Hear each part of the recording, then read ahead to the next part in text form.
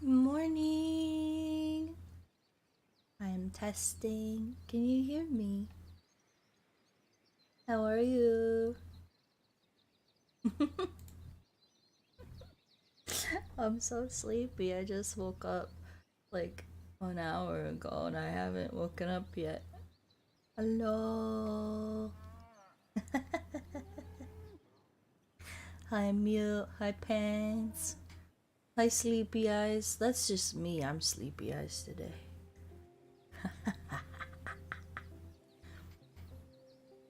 That's why I decided I'm gonna play a nice little puzzle game. We're gonna play a puzzle game. We're gonna have a good time. Hi, Cat in the Box. Hi, Jaws. No, I don't sound sleepy. Don't.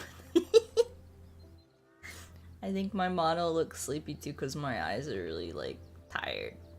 I'm waiting for my coffee to kick in. Hi, Kaiser. I'm doing good. How are you? Oh, I'm so sleepy. Guten Tag. Good morning. Ohayo.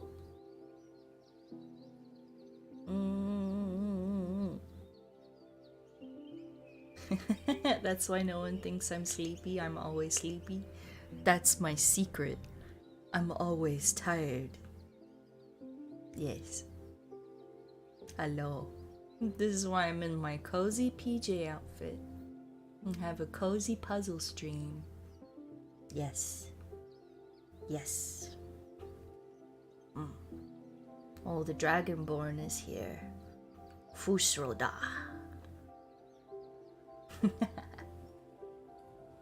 I look cute when I'm tired though. No, just sleepy. I'm just so sleepy. So, if you haven't seen this game before, it's called Dorfromantik. I believe it stands, or it translates to like tiny town or like tiny village.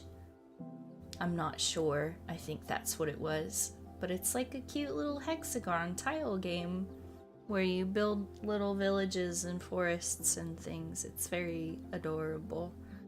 And I'm not good at it because I have impulse control issues. But I want to get better at it because it's very good. I'm thinking we play like monthly mode. And we do like the game for the month. I think it's got like a preset tile pack it gives you. So I've got all my tiles here.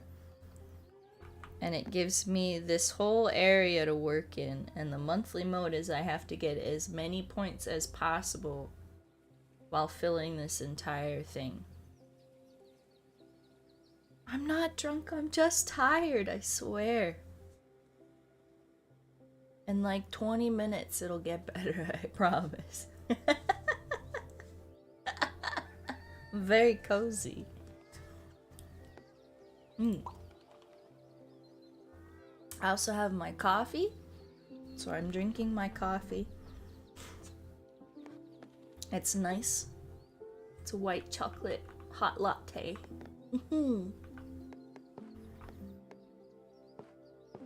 Now, when I play this game, I kind of like to separate all of the pieces by like type, so to make sure it's easier to put them together. Hi. Thank you, Dragonborn. I think my character's really cute too. I like her a lot. My artist did a great job. And they have these little quests on them that can give you more points if you match them up. So I do that. I don't know if I like the way the river went on this one. So we'll kind of throw the forest out over that way. Kaiser, 怖いね。ねえ。怖いですね。おはよ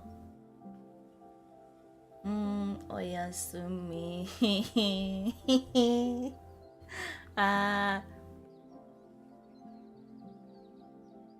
White chocolate latte. Americans have weird coffee flavors. I think we just have a very large variety of like flavor syrups that we put in it. It's mostly just milk. That's usually my go-to. Is like the white chocolate latte or just a mocha or latte.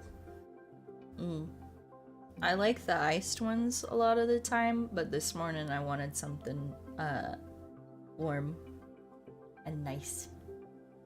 You mean it? You really want to cuddle me? Maybe one day I'll get like a pillow version of the pajama model, and then you can cuddle me for real, for real. Let me try and put this somewhere. I want to make this water edge easy to match off of, so I'm gonna keep it kind of on these blank tiles if I can.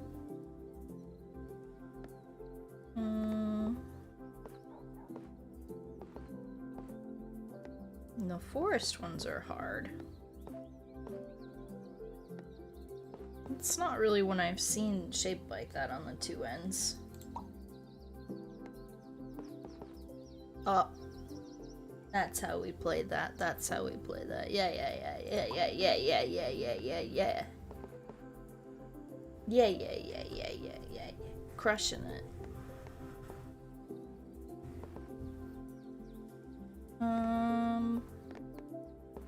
See, in the beginning it's hard to kind of plan out where you want everything to go, because there's so many options. So you can really just kind of put it anywhere. And then later you can hate yourself for it. You can get really mad and be like, why the fuck did I put that there? God damn it. Because you can't move them after you put them down. They're stuck there. I think you can undo, but they're stuck. Can I please pronounce the game name? It's Dorfromantik. I think. Dorfromantik. Have I ever played Carcassonne? This game reminds me a lot of it. I have. Is that the card game where you like, you collect your pieces and you play against like 3 other people?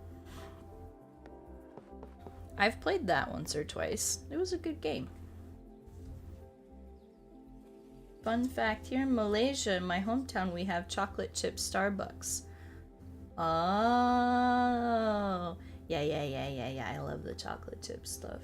Chocolate's good. German names pronounced in English sounds funny. I know. I have a friend of mine who's German. And she learned English online, so like she pronounces everything perfectly. And I try and I'll pronounce German words like Schmetterling and Krankenhaus. She just laughs at me.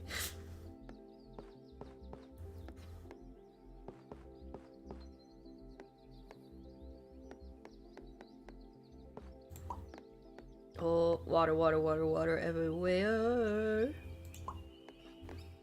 Oh. See, this one's hard because it's got the forest piece. Where did I put that?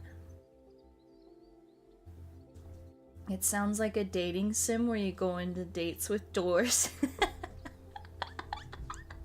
It's like a follow-up to the bird one. My German is well-spoken, especially Schmetterling was great. See, that one I blame on like TikTok because they do the comparisons between like Spanish, English, and Portuguese, Spanish, English, Portuguese, and German, and German's always like, bah. Angry Germanic language pronunciation, so it makes it really easy to know how to pronounce it because it's really aggressive. It's a hard language to learn. I think English can be really hard too. It's got a lot of weird rules. Like there's a rule that nobody really talks about on how you like order, how you describe things. So like color, shape, size, that kind of thing. Like if I said a small brown bear, that sounds good to me, but if I said a brown small bear, it's the same thing, but it doesn't sound right. Like that's the wrong order to pronounce it, and you gotta say a small brown bear, not a brown small bear.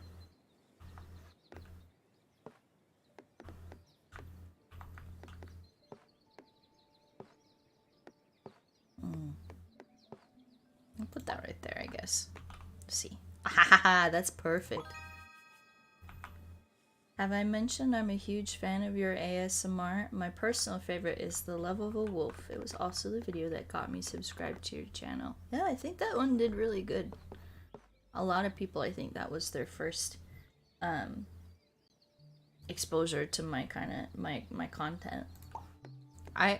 Honestly, I didn't expect it to do as well as it did. I just kind of picked a couple of scripts up for fun and put them together. And it went really well, and I'm glad that everybody liked it. It was really cute.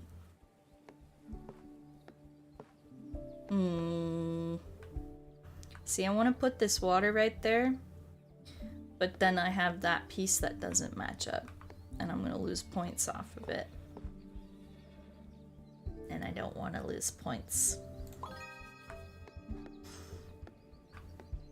I want all of the points. Where do I put these trees? Might be a good spot right there. Aw, look at that. Look at that. So many trees. Hell yeah, brother. Tree. English is an absolute mess of about 3 languages. It was a pain for me to learn. Luckily, my parents had the foresight to send us to English schools at the beginning. Yeah, it's much easier to learn any language, I think, if you start early. But the common joke I think everybody puts out is that English is just 3 languages in a trench coat walking around stealing spare verbiage from people's pockets. Like, literally all of our words are, like, stolen French or Spanish or Italian. Like, we steal them. We take it and be like, oh, I like that word. Ah. Like, steal German words sometimes, too. Like, kindergarten. And, gosh, there's another one. I can't remember it. I'm too sleepy. Hello, Josh. English is such a strange language. It's difficult to learn, and it's the only language I know. Yeah. Like, even as a native English speaker, like, born and raised in America, USA, I will pronounce things wrong, and I will organize sentences incorrectly, and my formal English is not... It's better than I think a lot of people's are, because I work in a lot of office environments, so I can speak very office lady professional type. But yeah. Kenny says Schadenfreude and Doppelganger. Yeah. Those ones are good. I think there's a lot of... I'm stretching, sorry. I think there's a lot of emotional terms and, like, what do you call it? Psychology terms that we use that we stole from German, because there's a lot of German psychologists that did a lot of prominent research. So we just took their words. We just took them. Stole them. Be like, okay, sorry, my word now.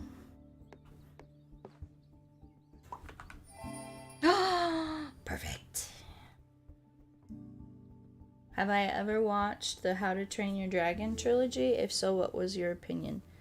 I really liked the first one. I think I've seen the first one, but the second and third one kind of came out after my time of watching, like, kids movies almost, so I don't really go to the movie theater to watch that. My niece loves it though. She thinks it's so good. But I really, really loved like the dragon designs. I really, really loved like the message on, even though you have like a disability or something like that, like you can still be a badass. Like a disability should not hinder you if people don't let it. You know what I mean? Like obviously you're gonna have to make certain concessions to be able to do stuff that you want to do, but it's good. I like that kind of message. I think it was a pretty good movie. A good movie. My favorite one was the second one. Wait, I have a niece? Yes, I have a niece. I have 3 sisters and a baby brother. I'm a middle child. I'm the second oldest. But I grew up before my baby brother was born. Like my baby brother was born like 2 years ago. So we all kind of grew up, and it was my older sister and then me, and my 2 younger sisters were real close together, so I got middle child status.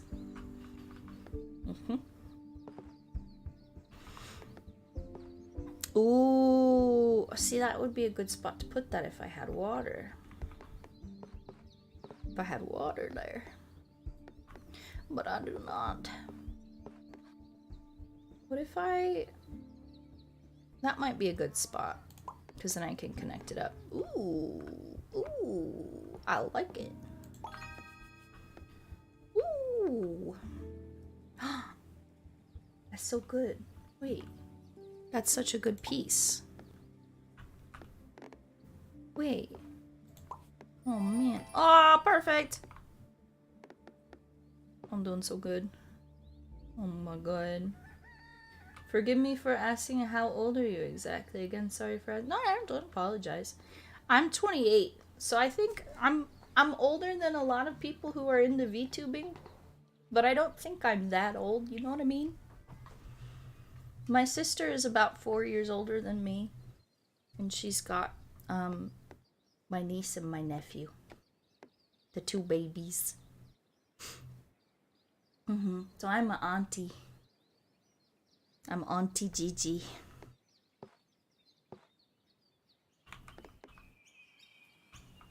My niece? Oh god, she's so old now.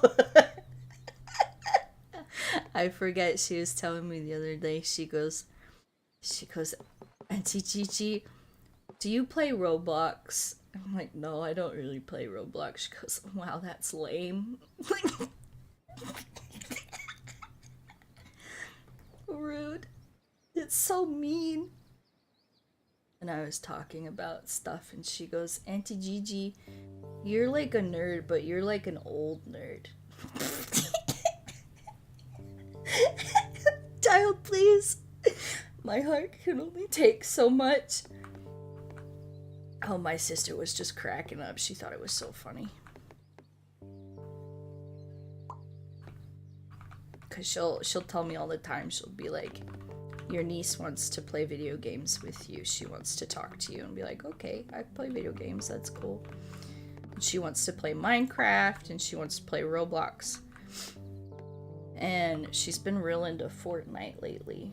I am not good at Fortnite. She's like, Auntie Gigi, come on. You've been playing games for years. You gotta be good at Fortnite.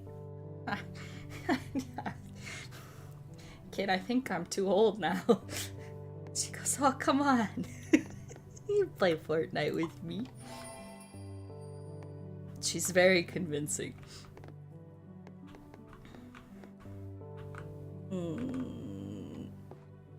I think that might work, but I'm worried that I'm gonna have too much water. I'm trying to consolidate my water, because I don't want to have too much trouble hooking it up. You know?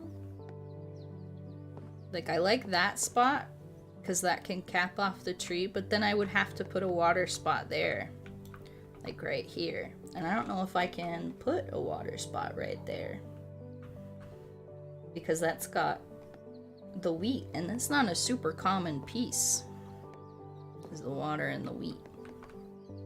So maybe I do that.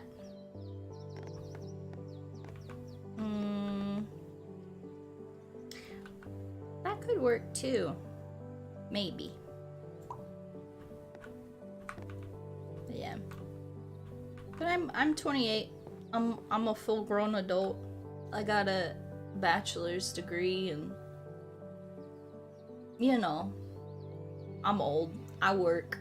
I pay my bills. I live by myself. Well, no, I have a roommate. But I work my job. I just like hanging out online, playing games, making content, being cool. Yeah. Gosh, this music is loud for me. Oh, I turned my headset down so I can hear myself. Oh my goodness. Woo! 2 jobs? No, I only got 1 job. I mean, unless you count the YouTube channel as another job, then I guess I got 2 jobs. But I got 1 job.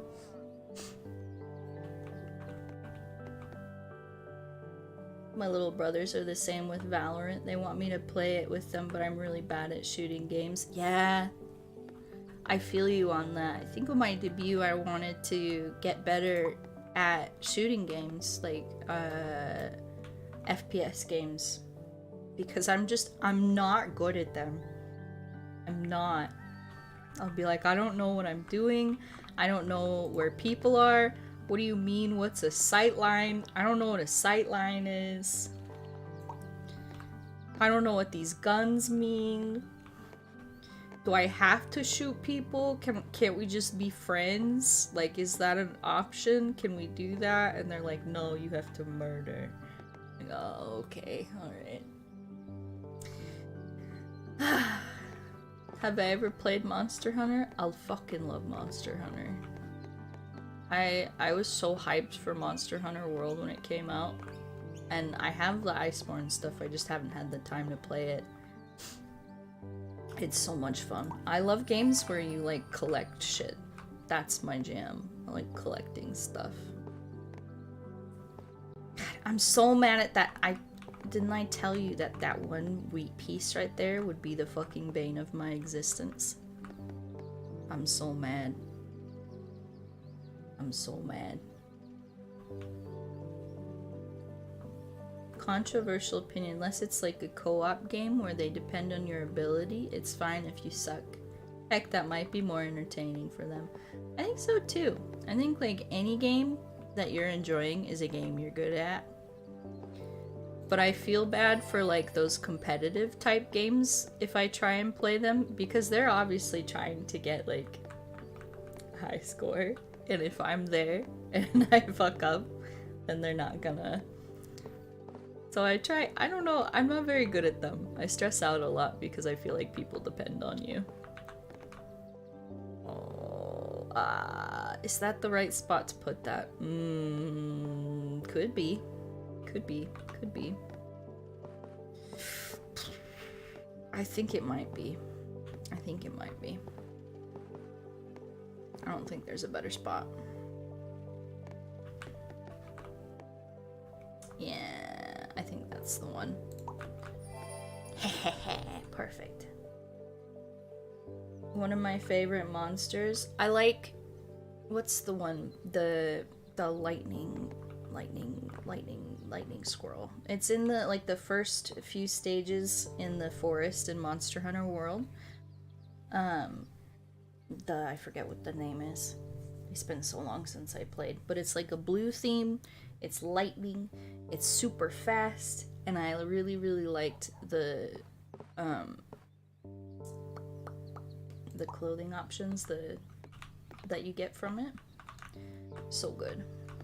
So good. That might work out. I do want to get these connected up. I feel like I can get a lot more points if I can somehow get these all connected. And then we'll put more forests over here. Of course, of course. Of course.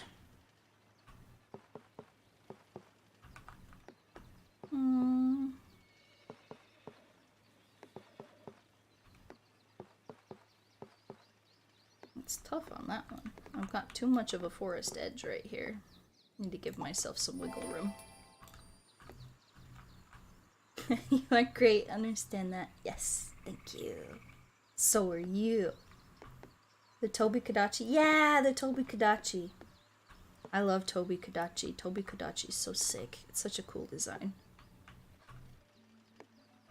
I also really like, in Monster Hunter World, the Xenojiva, the last, like, final boss monster that they introduced. When I got to that fight, oh my god, that was so cool. And the armor options on her, floaty, glowy blue things, yes please. Ghosty, hi, good morning. It's almost noon, I can almost not say good morning anymore. Almost. Can you get a toonie? No. I ain't gonna give you no more toonies. You ain't got no toonies to give. Never played the game, sadly. I would, if you have the extra money to throw at it. I think it's still pretty expensive, but it's very good. I like it a lot. You can get a lot out of it. It's good for like people who like strategy and collecting like me, because I like collecting all the armor sets, and it's really hard to grind for all of them. And it's also good for people who like to min-max, because there's a lot of stat bonuses and things that you can go into. I think it's just a fun game in general. And it's beautiful. It's a pretty game. Oh, you mean Tobi Kadachi. Did you know it has a subspecies in Iceborne known as the Viper Tobi Kadachi, which utilizes venom as well as electricity? I did not know that. That's a fact you now know. Yes, thank you. I have Iceborne. I got like the collector's edition as a gift, but I haven't played it yet. I really need to. Maybe I'll do that as a stream sometime, because it's so cool. I thought it was such a cool idea. Like, do an expansion, like a full game edition, but just like ice theme. Like, hell yeah, that's so cool. I love that. Oh, so many woods. Why so many? Why you do this to me, game? Please. I'm struggling. I'm so struggle. That's probably the way to do it. More points, yes. Yes. Man, if Borderlands series was an 18 rated, I'd recommend them for FPS training. Not that it's explicit, just a little bloody, but I think you can turn it down in settings. My roommate plays a lot of Borderlands. I've heard it's a really good game with a really good story. At some point I need to like play it just for the story, I think, so I can know what it's all about. Because I watched her play it for a little bit, and she was on the like the crazy Jack guy and like his daughter and that whole storyline, and I was so confused. I was like, what is happening? She's like, it's da da da da da da da da da da da da, and that happened before, and that happened before. I'm like, well, that's a lot of lore that I did not put in my memory at all. I don't like ice that much because of the fact I'm a fire dragon, but I could see the appeal. That's true. That's true. Let's get This piece is hard. Why? Wait. Does that fit there? Oh, because this counts as an edge. Poggers. What? I'll put that right there then. That'll give me a perfect. I will take a perfect. I will take a perfect. The lore isn't that heavy, I think, but yeah, Handsome Jack is the Borderlands 2 villain. Good story on that one. Yeah. I hear good things about it. I'm jealous. I want to know all this stuff. I want to know all the lore. I want to know about this handsome guy with the face being a little fucked up. His face is a little fucked up, you know? I want to know. Why his face a little fucked up? Where'd he get that character trait from? Who did that? Was it you? Did you do that to yourself? That's not exactly the right spot to put it now, is it?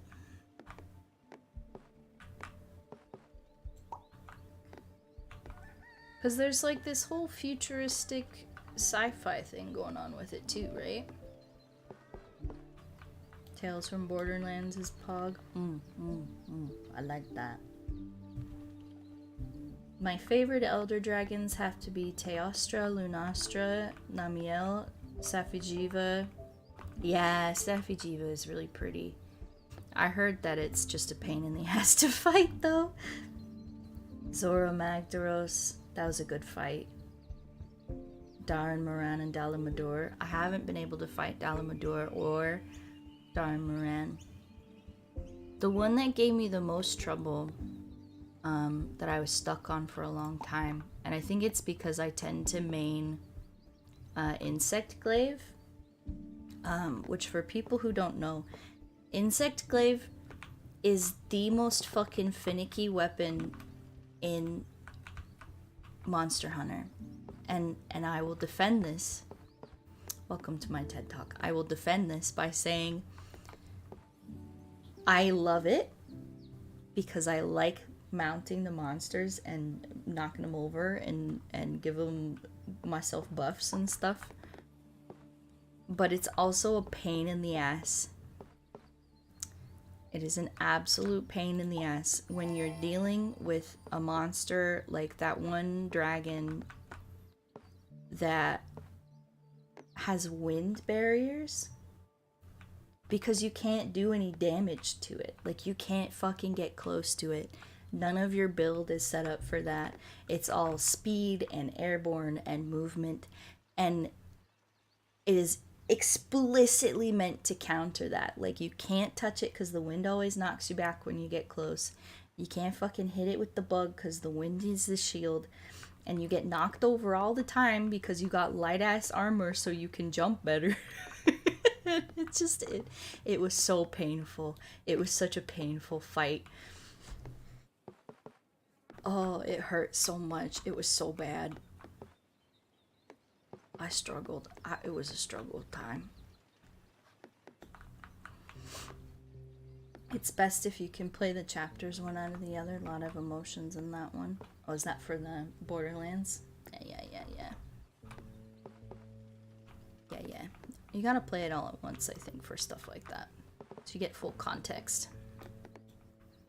This is a really powerful piece that I've got in my hands, and I don't know where I want to play it because it'll cap off whatever I put. Because if I put it right there, it's easy enough to carry stuff over, and then I get these points. Yeah, I think I'll do that. Yeah.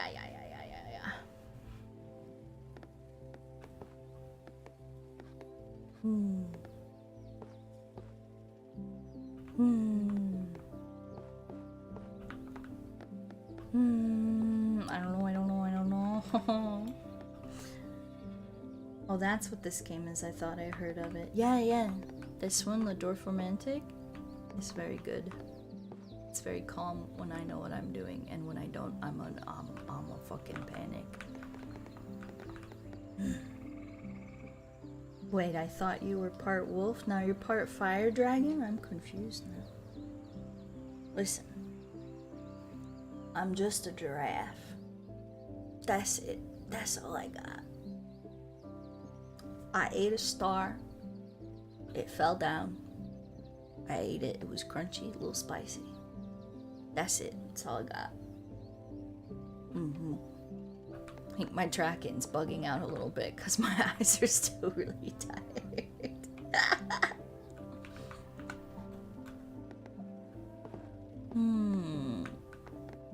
This one's toughy. This is a tough piece.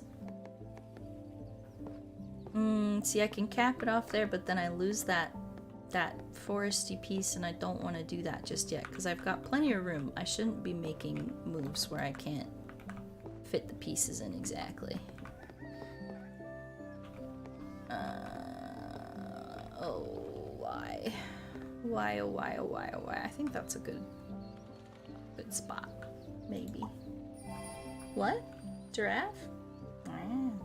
Yeah, that's me. That's my whole shtick. My whole thing. That's what I got. That's who I am. That's my name. Don't be wearing it out now. Don't be running it on.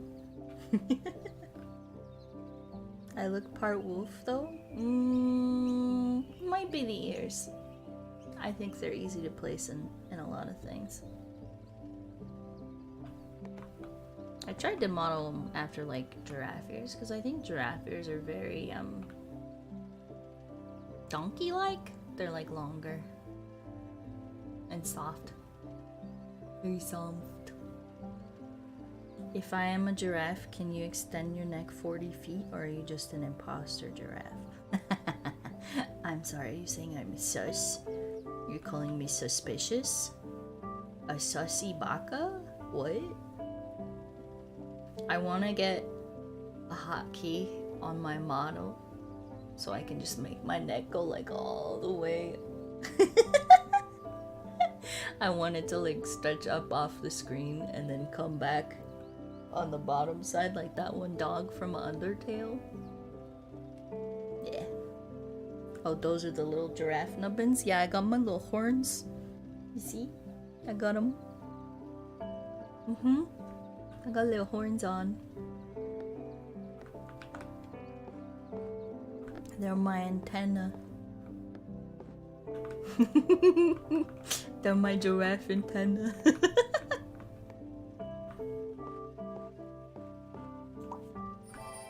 Perfect. We love to see it. We love to see it. Oh, I got just a blank tile. What do I do with this? What do I do with this? I'm put it right there. Oh, that would be a silly place to put though, wouldn't it? I am indeed calling you sus. I better not see you hop into a vent. Listen, I'm engineer. I'm an engineer. I can go in the vent. I swear.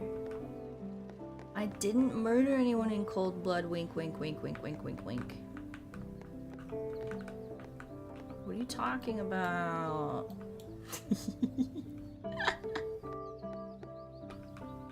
What do you mean? I think that might actually be the only place I can put it.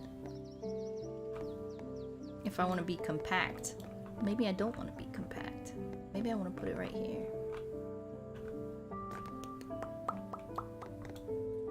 I mean, heck, you were literally a wolf girl in one of your videos, but then I was also a little half snake chiropractor. It's true. I put a lot of faces on. I wear different skin suits all the time. Just hop out of them, hop into one, go from there. What this game? This game is Dorfromantik. It's like a little puzzle game. They give you little hexagon tiles and you're trying to match all the sides and get the most points. It's really cute. It's really calm. Very pretty. I'll put that right there. So now I got this thing. Oh, Lord. Where did I put this thing? I think I put it right there. And then I get my perfect.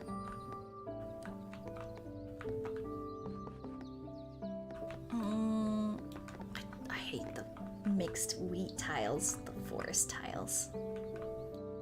You don't mind a little cold-blooded murder? You should. You should.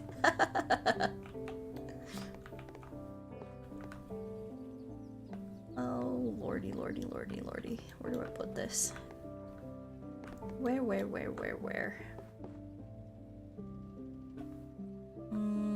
That might be an okay spot, but then I kind of lock myself into that sort of tile. And I don't know if I want to do that.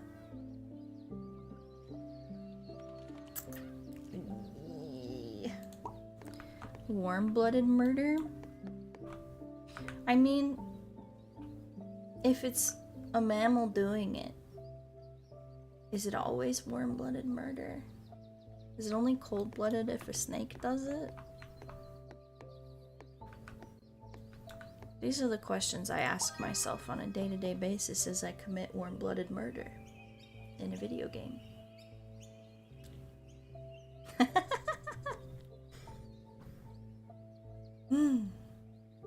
A giraffe girl ASMR. I haven't done that yet. I need to. I feel like it's kind of like a channel meme, you know? Like I would have to do it as a specific meme for the channel. Because nobody does giraffe ASMR. That's so weird. That's such a very niche topic.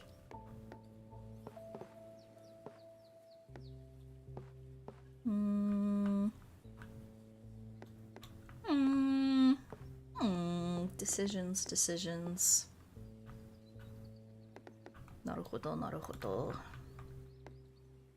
I prefer dragons. Dragons are pretty cool. I used to have a thing for dragons when I was growing up. I would draw them all the time. I had all the art books.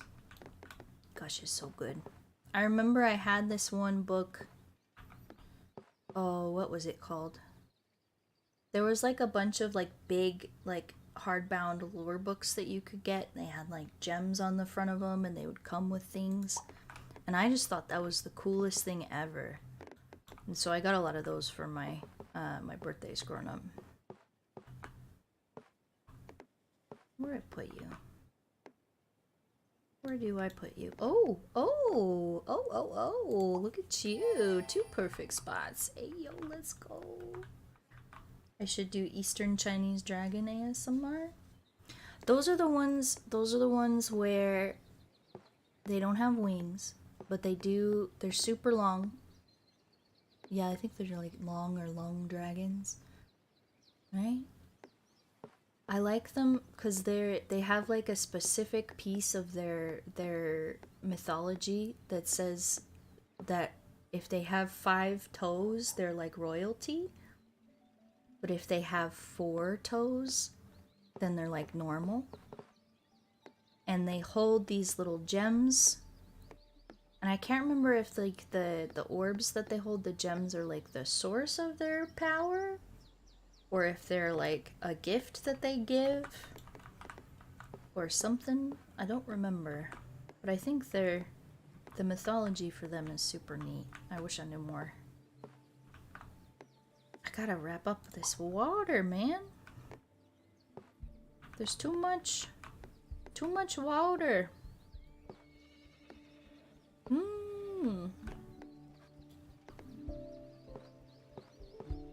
I think that would work out. That's a good spot to put that. 2 perfects. Let's go.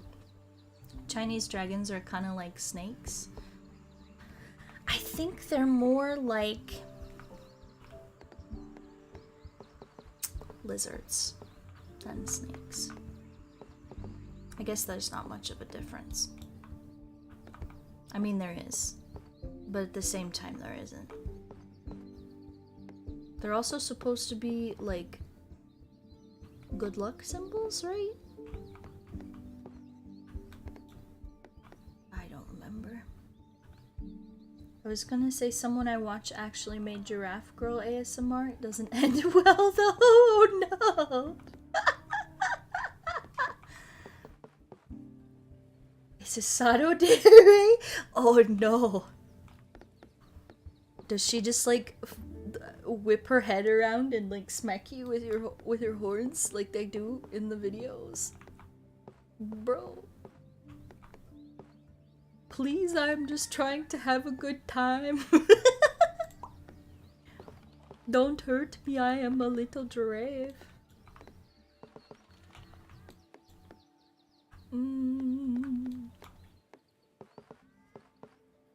Oh, this is a toughie. This is a toughie. Where's this one gonna go? Where are you gonna go? Suppose I could do that, right? Yeah. There's another empty spot.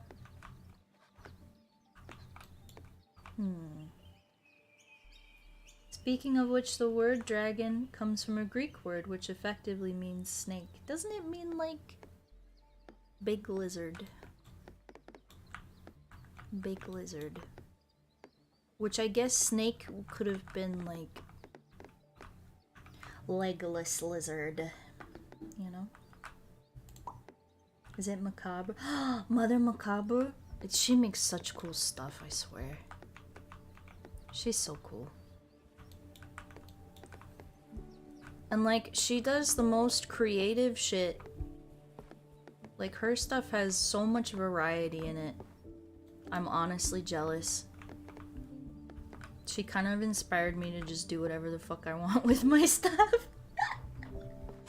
Because she does really good at it, and she just kind of does whatever she feels like doing. Like, she'll tie in a random ass monster, she'll be a centipede, she'll murder you, you'll die, and you have a good time. You have a good time getting murdered by the centipede lady. It's great. Akira, no, I'm so late to this stream, what did I miss? I'm just playing a puzzle game and kind of chatting shit.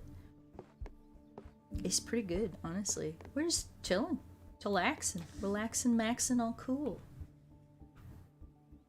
I've never seen this game. It looks very calming. It's very calming. It's also a little bit stressful because I want to get the perfect score.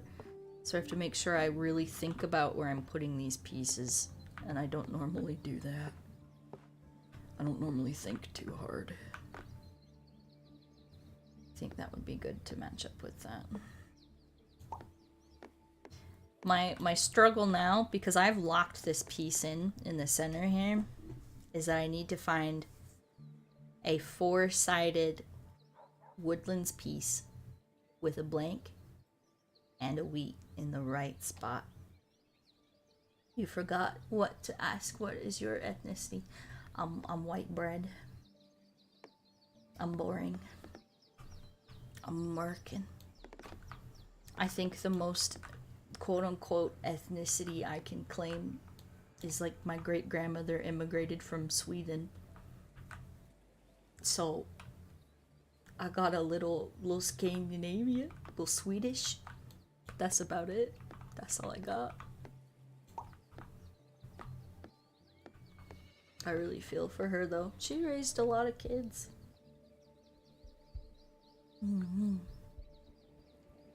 She's working on a long video, I think like 2 hours. Oh, Mother Macabre is. I so hope the algorithm treats it well. Algorithm? I'm gonna be honest with you guys, algorithm loves long videos, especially for ASMR. And I think it's because when people look for ASMR videos, they look for longer ones. Because they want it to autoplay while they try and fall asleep, right? And so they'll look for longer ones, and they'll click on longer ones more, and they'll stay listening more, and YouTube goes, oh my god, people are clicking onto this and they're staying on it for the whole time. We're gonna push it to so many people, and then recursive things happen, and then you get a lot of attention on it. It does. Longer videos do really well. But at the same time, they are a lot of work. So make sure you're having fun doing it. Here's one. My great-grands came from Poland. They were CIA spies? For Poland or for the United States? That's so cool. Wow.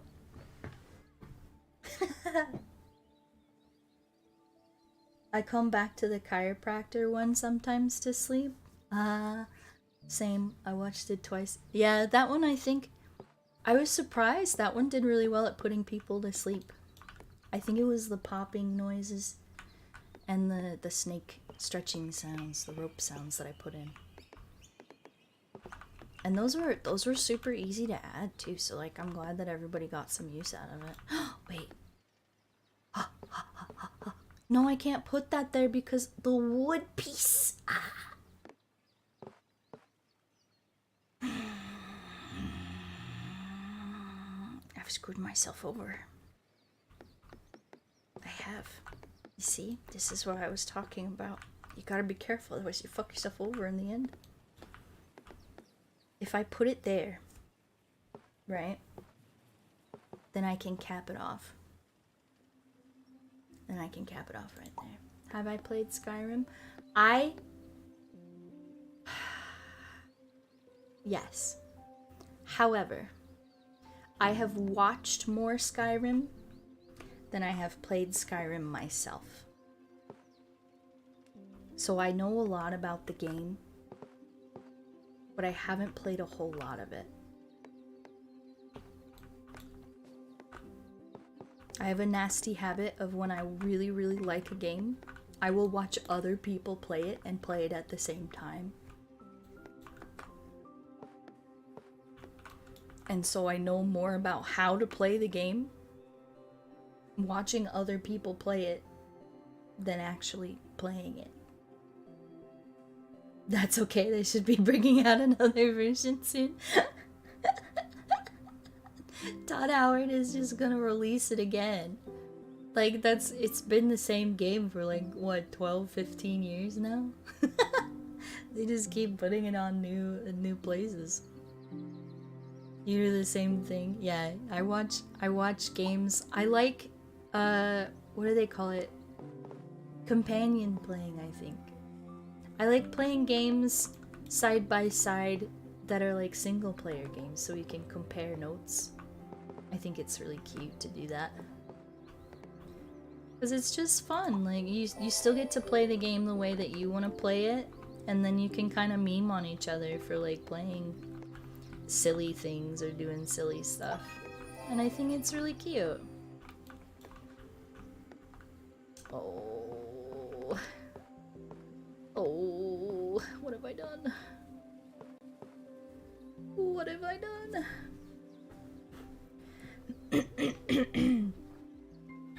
I'm having an argument with my friends. They say the dragons in Skyrim are actually wyverns, and I have nothing proving they aren't.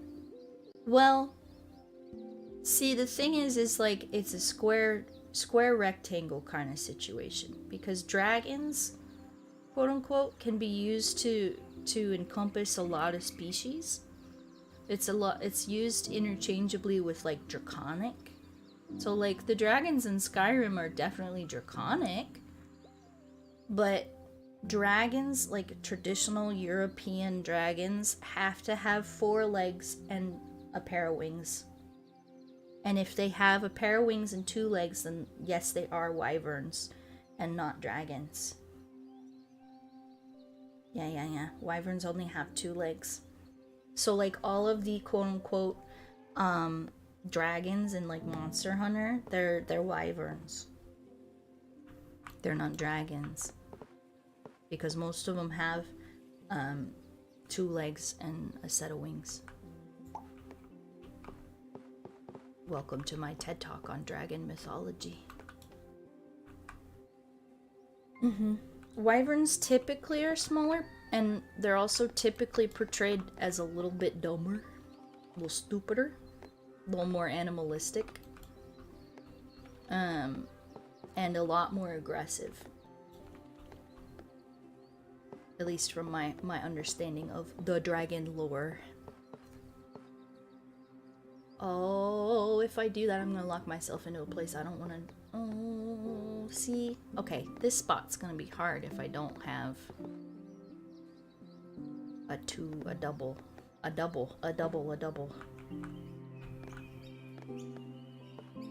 A triple. A double. Pterodactyls are considered wyverns then? Well, if you consider dinosaurs to be dragons, then I think that you could argue a pterodactyl is a wyvern. That's an interesting proposition.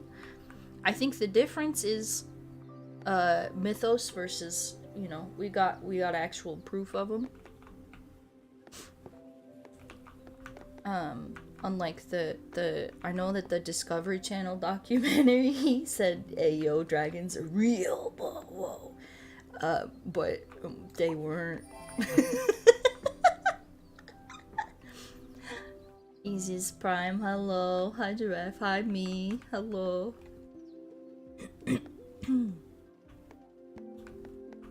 There are so many things that can still be called dragons despite not being the traditional European dragon. For example, the Hydra is considered a dragon. It's true. Like I said, I think there's things you can use it as a descriptor. Like, you can use the word dragon as to mean draconic in nature, so like big, scaly, scary lizard. Or you can use it as like, oh, this is like, here be dragons. This is a dragon, you know? You know? You feel me? You picking it up when I'm laying down? You feel me? You understand? Am I making sense? Am I comprehensible? I like to think dragons existed alongside dinosaurs. I think, honestly, that's the most reasonable timeline for them. Because it's when all the big scary lizards were, right? Like, if you're gonna have a big scary lizard, the most reasonable time for it to exist is with other big scary lizards. But at the same time, like, all of the dragon mythology kind of cropped up around, like, when people were, right? But I think it's a way that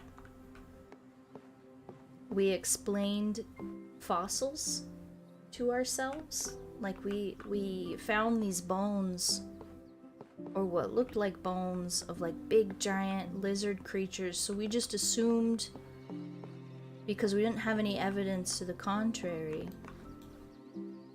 that these were dragons. Like, they're still roaming around.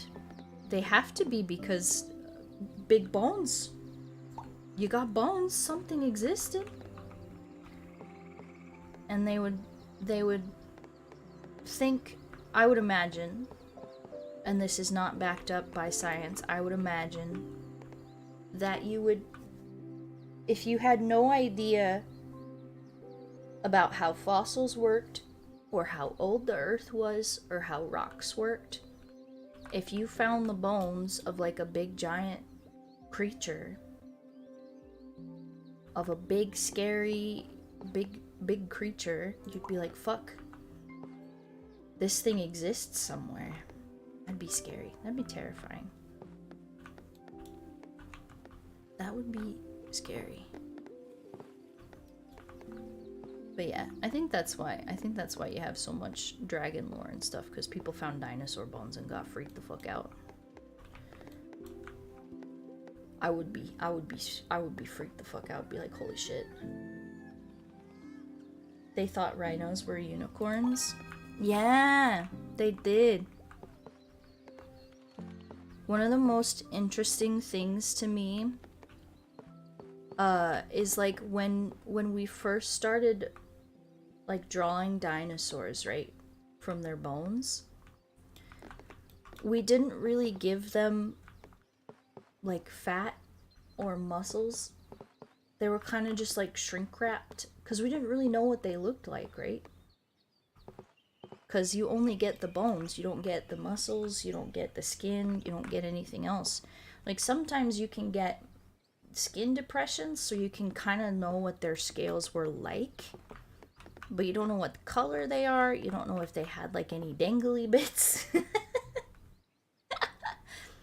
Or like, you know how some birds have like big crests? Like you wouldn't be able to tell if it had like a crest or if it had anything like that going on. So to me, like the recent sort of adjustment to that where they're starting to add like more bones and muscles and colors, like even if they don't know for sure, I think it's really cool. I think it's really cool to have a little more realism on it.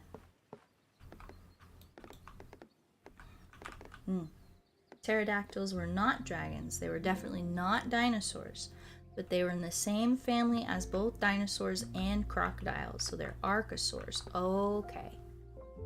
Gotcha. Earthy beast, I have turned the stream into a lizard chat. Listen, okay. I got ADHD, it's easy to do that. You know how kids are always really into stuff? I'm like a little kid when it comes to like stuff that I'm interested in talking about. Like, it's just cool, you know? I like knowing stuff. And if I'm curious about something and I have the opportunity to, I'm gonna learn about it. Like, there was one time I went down a YouTube rabbit hole for like art stuff, and I got on this whole kick with like weaving, like tapestries and blankets and clothes, and like how they set it up and how you actually start weaving and like making these things. And I was like, wow, I want to do that.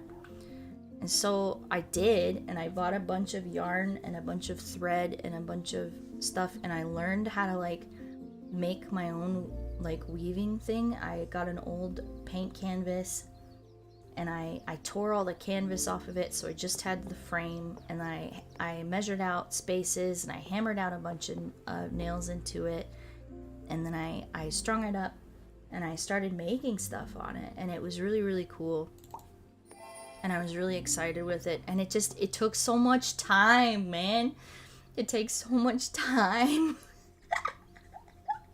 So under my bed now, I have this like half-finished tapestry frame because I wanted to make like a cool pillowcase. So I had a really, really big one that I started making. And gosh, it was neat. It was really cool. I think that's something that I want to do on stream sometime too, is like I want to do like crafty stuff. And I think it would be really cool to just do like a hand cam stream and do like crafty stuff, and then also like chat and talk, because that's the kind of shit that I am super into watching. Like I love crafty stuff. It might be the art degree, I don't know. It might be the art degree. It might be that. It might be that. But also it's just very like fulfilling. I made a little wall hanging when my friend's baby was born. I made a little wall hanging, and I made it out of like really, really soft blue thread, and I put like little dangly bits on it, and I used different weights of yarn, so like some of it stuck out a little bit more, and I had like the crests of waves were like super, super fluffy white thread, and it was just really pretty. And they still have it up in their house. They hang it on their wall with their wedding pictures, and I'm just, oh, that's so cool. That's so cute that I've made like this little heirloom for them, and they love it. It's neat to have like these little bits and pieces of art and stuff that aren't necessarily useful, but that they like hold a lot of memory, you know? It's just cool. I don't know. I think ancient history is pretty cool. I mean, think about all the stuff that happened that we don't even know about, right? Like, there's so much stuff that was never written down that we're just never gonna know. We're never gonna know. And I don't think that's like a sad thing. I think it's like a cool mystery story. Like, there's always gonna be stuff to figure out. It's gonna be cool.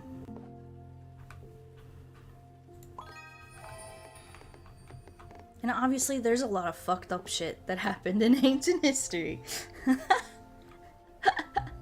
But it's like you can dig up like a single piece of pottery and you know so much about like how someone's life was, what kind of stuff they did, like a little bit about their culture, and it's really hard to explain like how important that kind of stuff is. Because like not only is it good to understand like older cultures, but it also helps us figure out like why we do the stuff that we do like in this day and age. Like where did this specific habit that we have come from? Where did this specific little bit of culture and history come from? Like why do we do it that way and not that way, you know? It's fun stuff. You love Greek mythology? Zeus, Greek mythos. Zeus is a whore. Zeus was a fuckboy. I'm gonna say it right now. Zeus was a fuckboy, okay? Man, for lack of a better term, needs to keep it in his pants. Oh, man. Oh, man's gotta calm down. Chill out. Dude turned into like so many animals just to like fuck women and make babies. Dude, calm down. Gotta chillax, man. You're working too hard. When I was really young in like elementary school, I think I probably was like 9, 10, 11, you know. I was really, really, really into like Egyptian mythology. And I don't know why. I think we had like an Egyptology section in like school, and like my teacher made it sound so cool and like neat, and it was like a fairy tale story, but it was also like super cool, like Egyptian god type stuff. And we learned about like Osiris and how he like was murdered and mummified, but he's still like a powerful deity, but he's also like a little shit, like he hates everybody because they murdered him.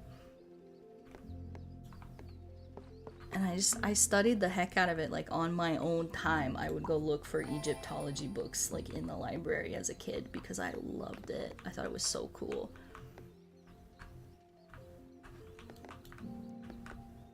And I tell people all the time that Ra, like the sun god Ra, was just fucking senile. Like he was just senile in a lot of the mythos. Everybody is just like, oh my god, somebody please come get grandpa, he's gone crazy again. Like it was that kind of feeling with Ra, because he just does whatever the fuck he wants. But he's also like, he's born every morning and he dies every afternoon and evening when the sun goes down. Like he's like a baby and then an old man in the space of 24 hours as he's chasing his goddamn eye across the sky. And when he's not doing that, he's being a little retard. No, not that word. I'm not using that word. Fuck. He's being a little shit. He's being a little shit. He's being a bastard, man. I'm not gonna use that kind of language, I'm sorry. I've had that used against me. I don't want to use that word. We're gonna remove that one from the vocabulary right now.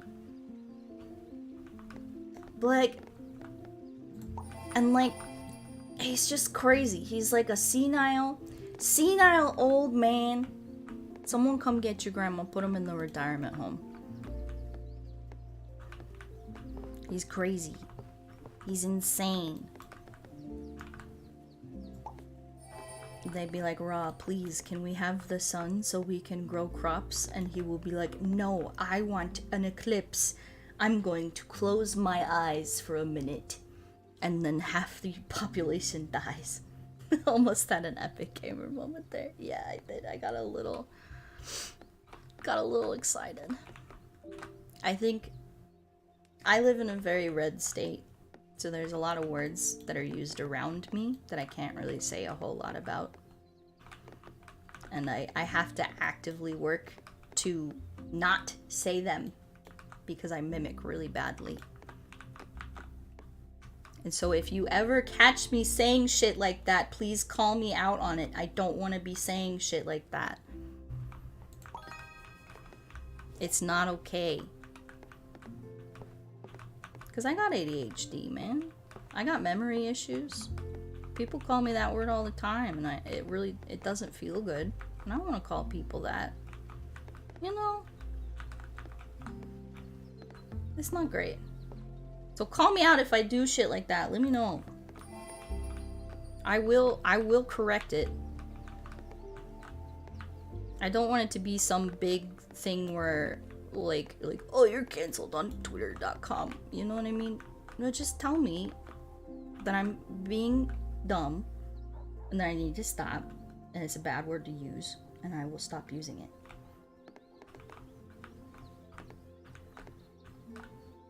They literally had snake, leopard, falcon, lion, even goat lion hybrids in Egyptian mythology. Yeah, they had so many hybrids. I think pluralistic mythos, so like Greek pantheon and the Japanese mythology and Egypt's mythology, like all of the ones with pluritheistic, is it polytheistic? Polytheistic with multiple gods. Like, they're crazy. They're insane. Like, they borrow from each other's mythos all the time, and you have to kind of trace it. And you can kind of, like, use those myths to sort of trace, like, what kind of cultures were trading with each other. Polytheistic. Yeah, that's the word. Thank you. The animals used to get around. Well, the animals were all we got. Like, before you start making up myths about, like monsters and dragons and stuff, like, they're animals. They're right there. And you get like animals that you know nothing about, that you've never seen before, but you're like in a raiding party and you're going into the woods to try and find something to eat, and all of a sudden there's a giant striped large animal growling at you and you don't know what it is, and you only catch glimpses of it from the corner of your eyes, but you know it's running after you to eat you, so you run and run and run and run and run. And then someone asks you, like, what was it? And you're like, it was huge and scary. That's all I know. And so I think that's kind of how you get, like, the monster myths and stuff. That's pretty good. Yeah. It's good. It's good. I like thinking of the origin of, like, myths and stuff. Like, why, what little piece of our brain caused that to pop into existence? What little neurosis did that come from, you know? Oh, the game board's getting a little difficult now. I'm trying not to put stuff where it does not belong, but it is very difficult.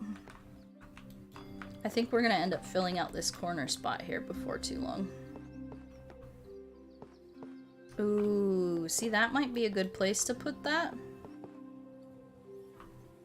But then again, I also don't want to use up the water spot if I can help it, because I want to actually put it where the water is. It's frickin' dark where I'm sleeping. You are the only one who's preventing me from freaking out. Aww. You have like a little nightlight? You can get a nightlight. I get freaked out a lot when I I do this thing where I watch like videos in the background when I play games by myself, right? And I'm just playing games all the time. Like, that's kind of what I do with my free time, is I play games instead of like watch TV or whatever. I will watch like people play horror games or people read out scary stories. Like, you guys watch ASMR. My ASMR is like people reading out like no sleep stories and like horror audios and stuff. I love that. But it's bad because I get scared. And like, I know it's not real, and I know the purpose of the video is to scare me. So I shouldn't be scared. But it is very scary, and I get very creeped out. I'm like, ah! Overly Sarcastic Productions. Have you watched the YouTube channel? They have great videos on mythology and frame it in a very entertaining way. I think I have. I'm trying to remember, is that the lady and her partner, they have like a red-blue theme, and they go over the stories with like little animations. I love that. I really like, there's a bunch of history type channels, right, where they go over like basic history stories, but they do it in like a YouTube commenter way. And with like little character drawings, and I like those. I think they're good. Yes, that's the one. Yeah, I love them. I think they're great. I like their series on like story tropes too. They're so good. I learn a lot. Because most of my education, right, is either like basic education or like heavy art, history, and theory. So learning about like story, theory, and mythology is really cool. I don't know where to put this piece. Have ever heard of the game Tribes of Midgard? I think I've heard of it, but I don't know what it's about. I've been playing a lot of Crusader Kings 3, so I'm getting a lot of those kinds of games suggested to me. And I think that was one of them. Is it like a colony builder? Yeah.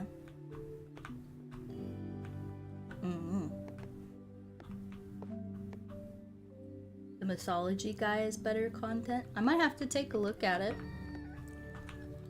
I don't know if better is the right word to use though. Like, you might have better editing or like longer videos or like different art styles, but like, I think content's content, really. I'm not gonna stop watching Overly Sarcastic Productions just to watch one other guy, the mythology guy. I'm gonna watch both of them. If they're good, I'm gonna watch both of them.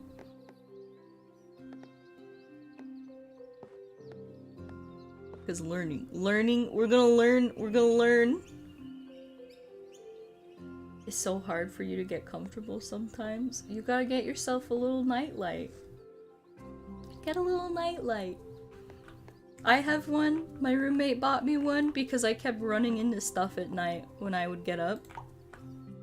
And so she went out and bought these little mushroom lights that are like little cute little night lights that come on in the dark. And they're just really soft, glowy lights, and they're very cute. And they don't make you feel like you're a little kid who needs a nightlight.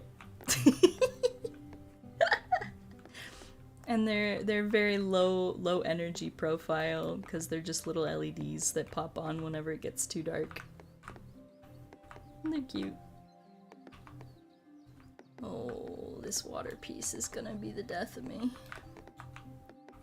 Oh, why?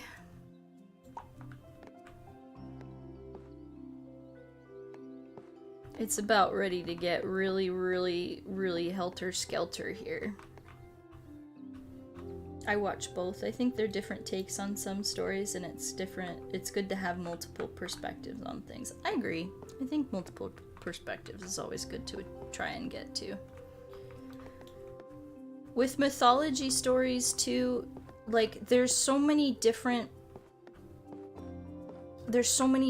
interpretations of them depending on how you go about it, because they change over time. So there's always going to be like slightly different retellings because it's all by word of mouth. And there's also going to be like the culture change, so they changed the story and kind of what it meant. Like, what's a good example? My favorite example, I think, of that would be the story with Dionysus, the Greek one. There's a story, and I think Overly Sarcastic I heard it from them. There's a story in which he is traveling as like a young god on a boat, and he gets kidnapped by like raiders, and he's just chill about it. He's like, okay, and he's like, but you're gonna let me go, right? Like, I just want to drink and like have a good time. Like, I don't want to cause any trouble, but I don't want you to cause me any trouble. Like, I'm just gonna do what I want to do. Ooh, that was a lot of perfects. That was good. And so in the story, he's like the stereotypical like party form, right? He's like party god. I'm like, I drink wine and I do all that stuff. But they try and like they offend him somehow, or they like don't let him go when he asks them to, and he's like, okay, well, fuck you. And he like raises a bunch of like vines and monster tentacles out of the ocean and kills them all, capsizes the boat. That is not a thing that Dionysus has control over. That is not a thing that Dionysus should be able to do, right? But it's because in his previous renditions, he was not only the god of like wine and debauchery, he was the god. He was like a wrath god, like a war god. And they like took his persona and his cult and turned it into something completely different, but the story survived.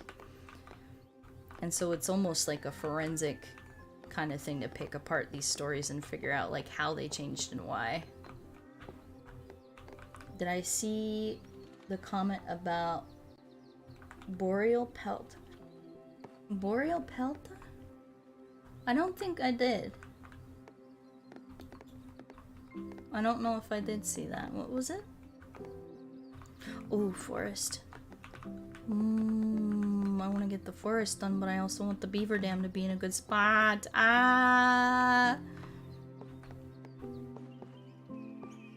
MB! Hi! Welcome, welcome, welcome. We're just chilling out today. Why do ancient gods always punish thousands for the actions of one? Because at the heart of it, they're morality stories. So they're essentially saying, like, if you don't behave, all of society is going to suffer. They're trying to make it more important for you to behave. I think that's why. Oh, it doesn't like being connected to so much water. Well, dang. Well, dang. The stress is real. I know. I'm trying to get all the pieces in the right spot. I can't do it. I'm like, is there a quote-unquote right way to do it? Are these pieces randomized? I think they are. If I do it this way, am I screwing myself over in the future? Or is this the best place to put it? I don't know. Am I gonna be mad at myself later for putting it in this spot? Probably. Probably. But I think a lot of like the like gods and deities and stuff, and I think someone said it earlier, it's to explain things that we don't understand, and then it gets out of hand and kind of takes on a life of its own. And we form them into these morality stories because it's an easy way to remember morals without having to tell people like why you should do it this way.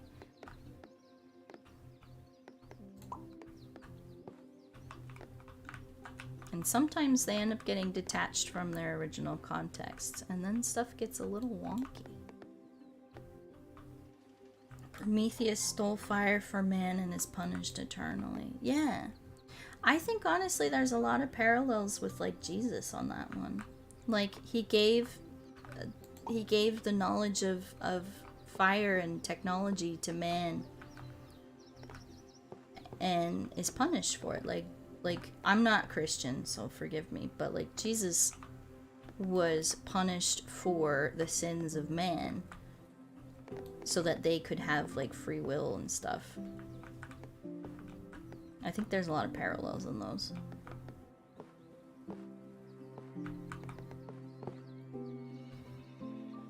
Chris Lay, that was me, just asked that. GG. What? Oh yeah, it was, wasn't it? I was playing Ghost of Tsushima earlier and I started watching the stream. Yeah, well welcome. I'm happy to be your background noise. Age, timeless. Gender, yes, correct. Age, I got it. Gender, I got it. We got some of that. I got that DLC.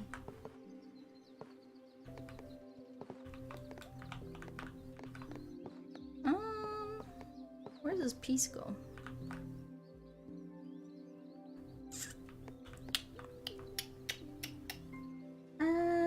I dare everyone here, especially GD, to guess my age and gender. I think you're probably younger.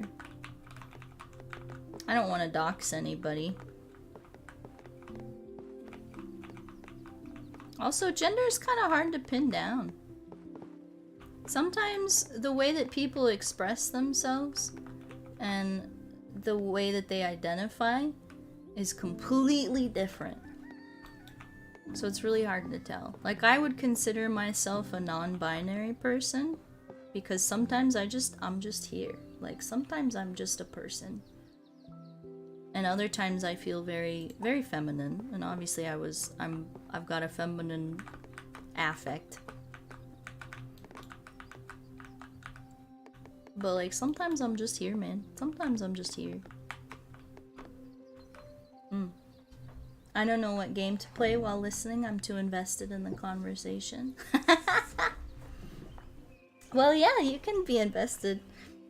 I'm glad that you're enjoying the stream, though. Gender is the vibe. Yeah, my gender is just vibes. I'm just vibing, man. I'm just here. I'm just doing what I'm doing. Living my life.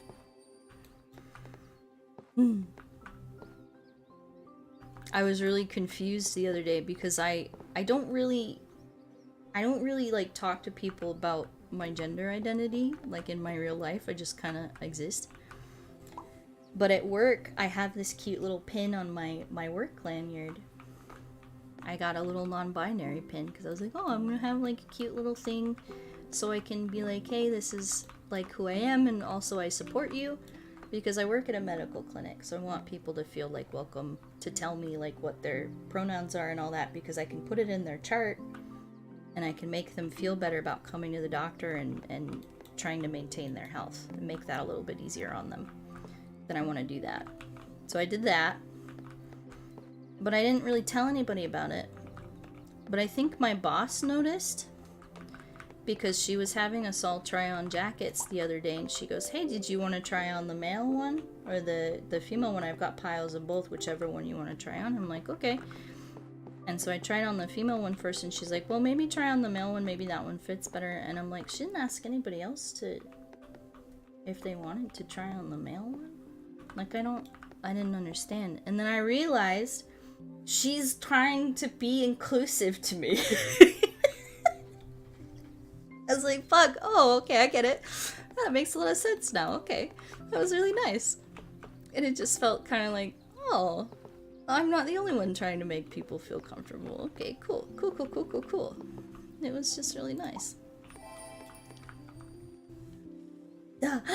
Felix. You're glad you're not too late? Yeah, I'm just kind of hanging out this morning. I think I've been streaming for about, an hour and a half now. Yeah, we're just chilling. We're chilling. I'm playing this game. I'm gonna do it. Guys, I'm gonna do it. I'm gonna be so good at this game. I'm gonna get a high score. I know exactly where these pieces go. Oh, that's a good spot, actually. Oh hum, you got me there. Well, for those who didn't guess, Tamil and Puchong, Selangor, Malaysia. Oh, you're in Malaysia, Malaysia. I don't think I've spoken to a lot of Malaysian people.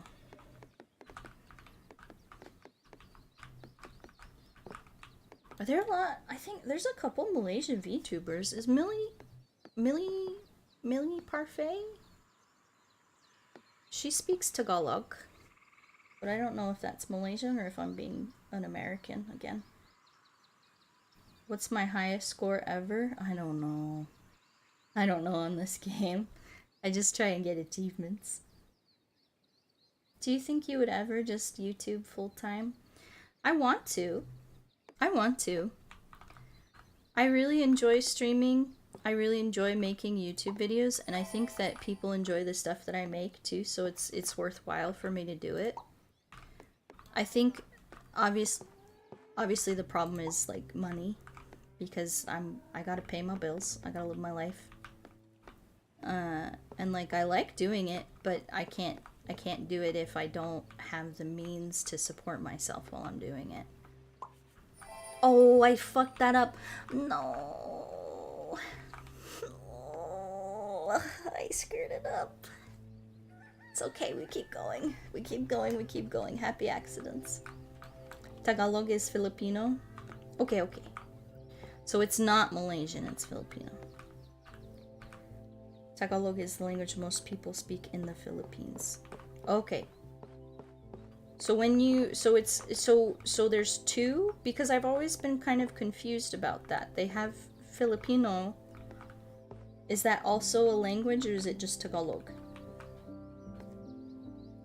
Oh, there is a return button. There's an undo button, you're right. Thank you, Felix. You're so smart, thank you. Because I don't think the American school system really teaches you a lot about like other people's languages. So I don't really know. And it's always confused me. Like for the longest time, I thought Brazilians spoke Spanish. And they don't. They're not Filipino. They're Portuguese. They speak Portuguese. And my stepmother, when I met her, that's when I kind of figured that out. And so I've been trying to learn a little bit more Portuguese to kind of make her feel more like included in the family. The problem with that is that my Spanish pronunciation is pretty good, so it influences my my Portuguese. And I'm really good at mimicking accents, right? So I think when I start learning a new language, I focus really hard on how to pronounce things correctly, even if I don't know what the word means. So I try to like sound out the words and stuff.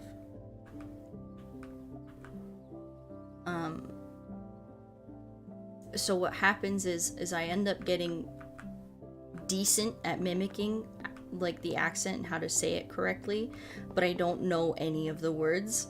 So they'll start talking to me and they start speaking really fast, and I get really nervous and I don't understand them, but I also can't tell them that I don't understand them because we don't understand each other.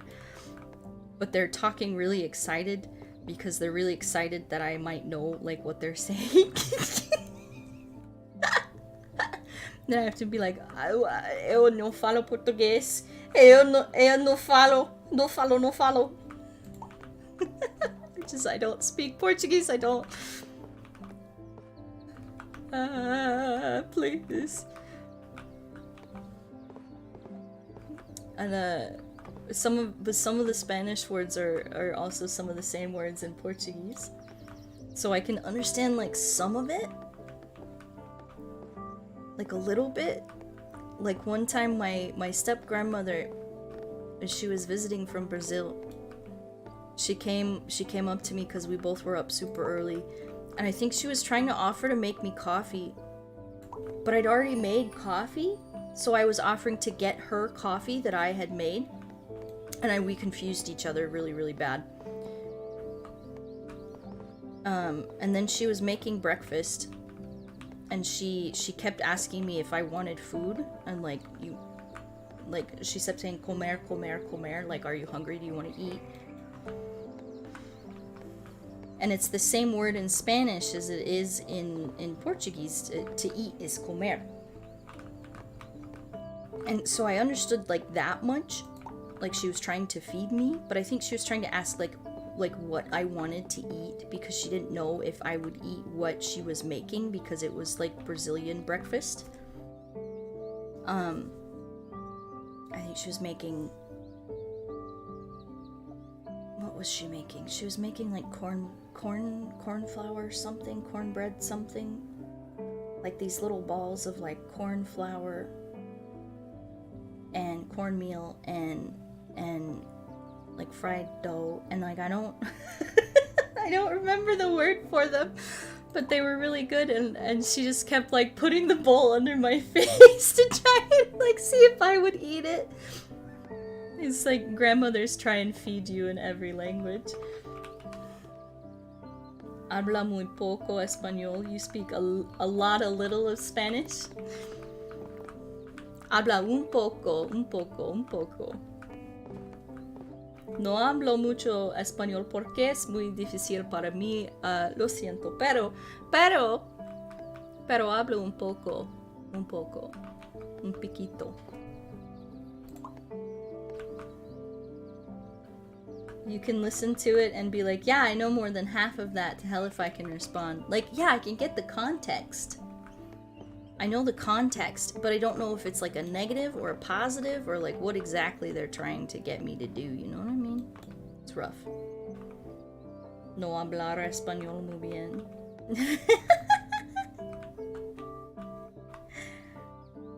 To speak Spanish very well. No to speak Spanish very well. No, I don't think you do. You speak French though, don't you, Felix? I'm dog water at French. I can't I can't speak French. I can't even pronounce French. There's so many silent syllables. I never know what not to say. It's hard. It's difficult. Do I talk French though? No. Give me a French sentence and I'll butcher it. I'll try and say it. Give me a French sentence, I'll butcher it for you. I'll make a mess of it like the American that I am. Like, people say that pronunciations in English are rough. Like, French pronunciations for anyone who isn't a native French speaker, holy smokes, that's so tough. It's so tough. Il fait très bien aujourd'hui.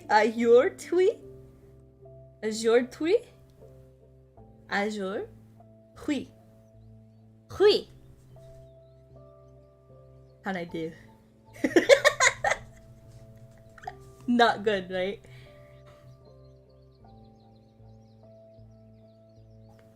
I know how to say I don't know.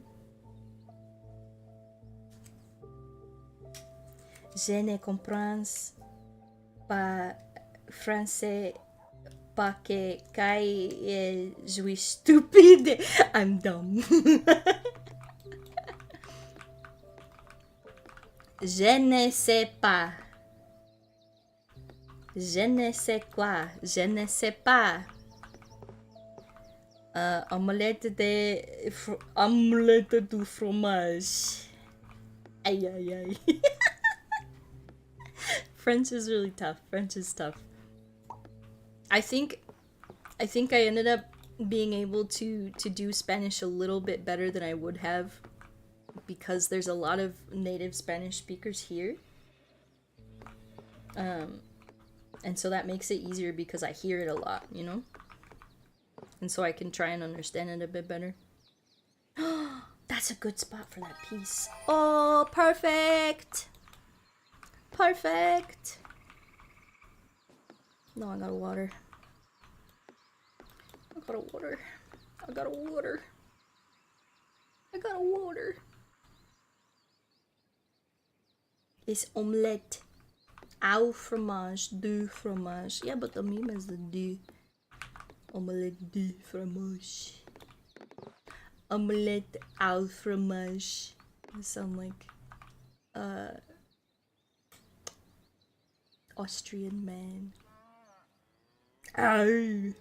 Get to the chopper. Ow!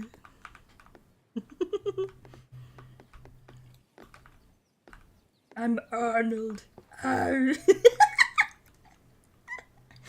You can tell my meds are kicking in because I'm getting silly and I have more energy. Quoting Dexter over there, are we? Yeah! Dexter's Laboratory! I'm old now, okay? That's like... That was the cartoon... I was on the Cartoon Network grind when I was a kid. We were grinding Cartoon Network and Toonami and having a good time. Man, it was a ride. It was a good time. Should I just put that there? I feel like I'm never gonna fill that piece if I don't like put something there. You know what I mean? Bye, Gigi, have to go, be back in a little while. Okay, bye-bye, Dragonborn. Don't kill too many dragons while you're out there, okay? Be safe, bye-bye. Oh, so many perfects off of that, though. Oh my god.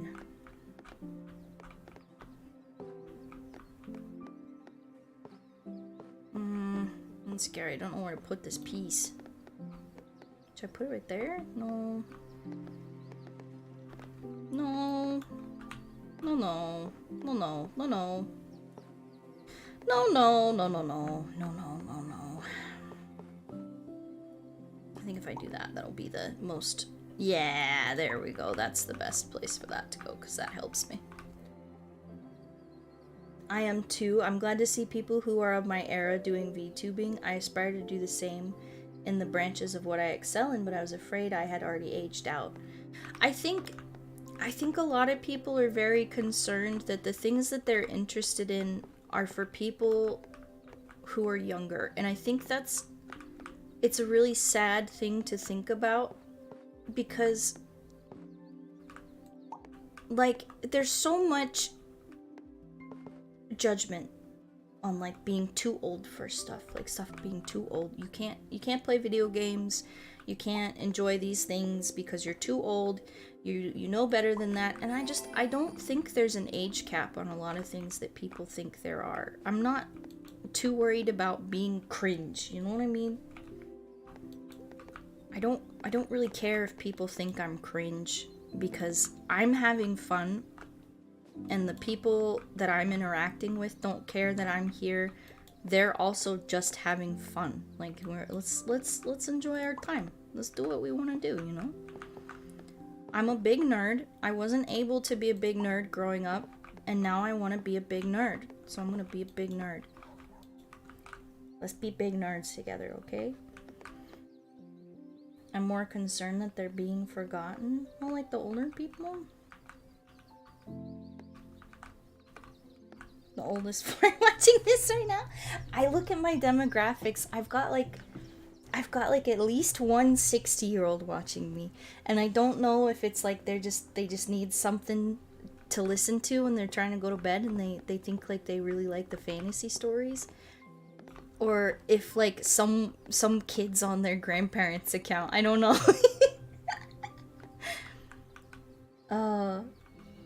Same for me. Who is it? Yeah, I don't know.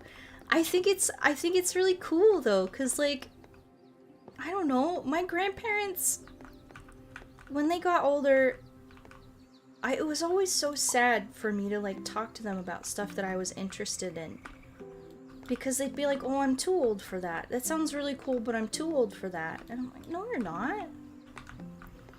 Just because you're like 60 or 70 or 80 or whoever, like, who gives a damn?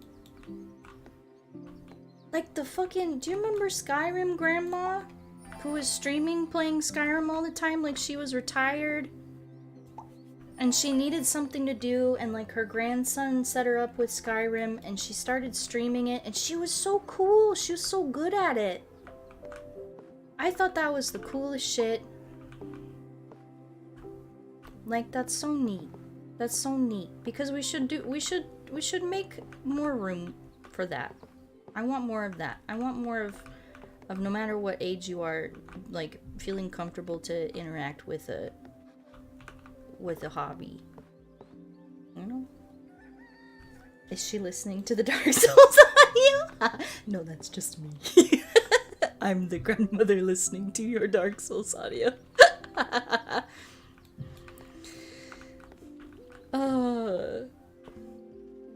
Cause like at some point, what's a good name for a female elf druid? I'm really partial to like Brunhilde, or like really aggressively ye old English type names. I really like those. I'm back. There was something I had to do, but it didn't take as long as I expected. I get that. Like Brunhilde or Guinevere. Guinevere is a good elf name. You can call him Gwen. Guinevere.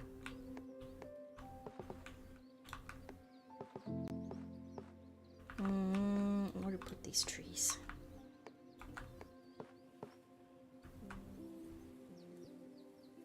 My friends are my age and stuck in my era. I don't want to be stuck like them. I think as well there's a lot to be said for like comfort. Like I feel like I get a lot of Zoomer humor. You know what I mean? Like I'm a millennial. I was born in 1994. I'm older than a lot of the people like here, but I'm not the oldest. Like by a long shot, I'm not the oldest. But I still, when I go and I interact with other millennials, it's like there's a tone shift, you know what I mean? Because there's a certain expectation of interaction where you kind of gotta shift the language that you use, you know? Yeah. Just put a bunch of accents on letters and you have elf names. Umlauts! Put some umlauts on there. Some Amy's and umlauts.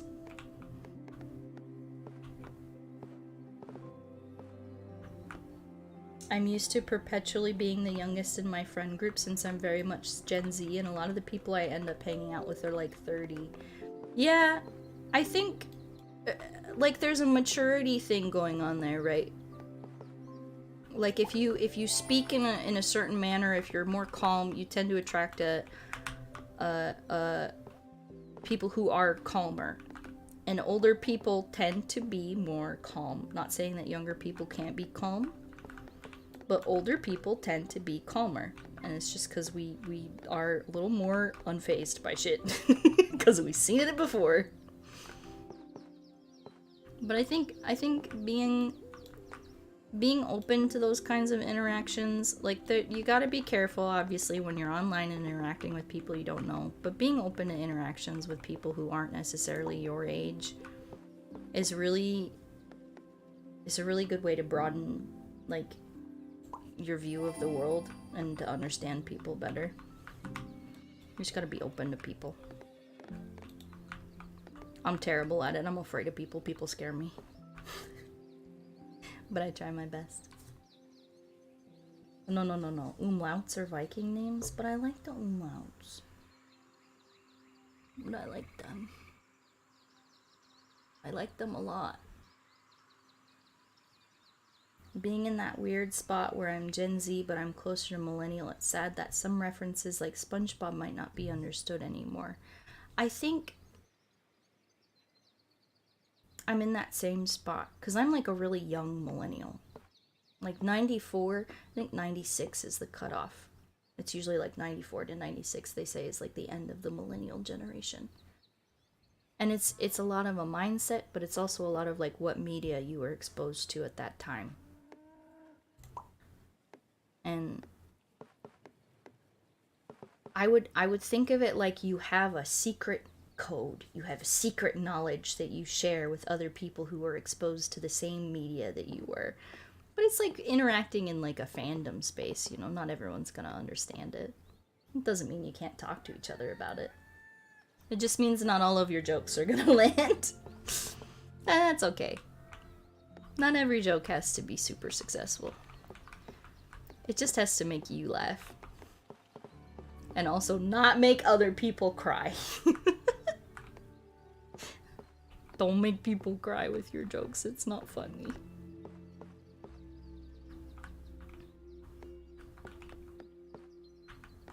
Oh gosh, we're getting to the point where the map's getting a little full.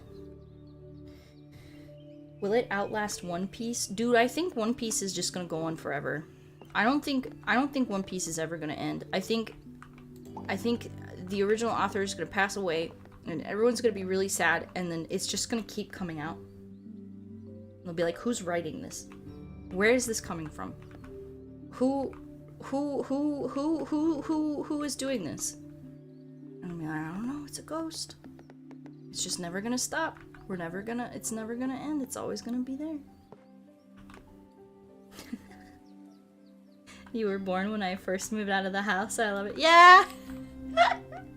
I love those kinds of jokes too. I graduated high school in 2012. And like, I feel like the Y2K people can understand the kind of like paranoia there was around the 2012 experience. Like, everyone wasn't certain if December 21st, 2012, we were all just gonna, like, rapture was gonna happen, we're all gonna die.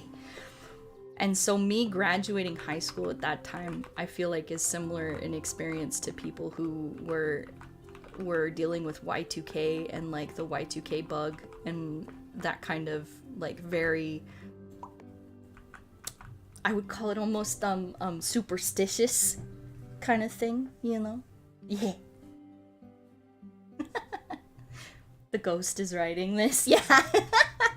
It's the ghost, I swear. We didn't hire new writers. It's a ghost.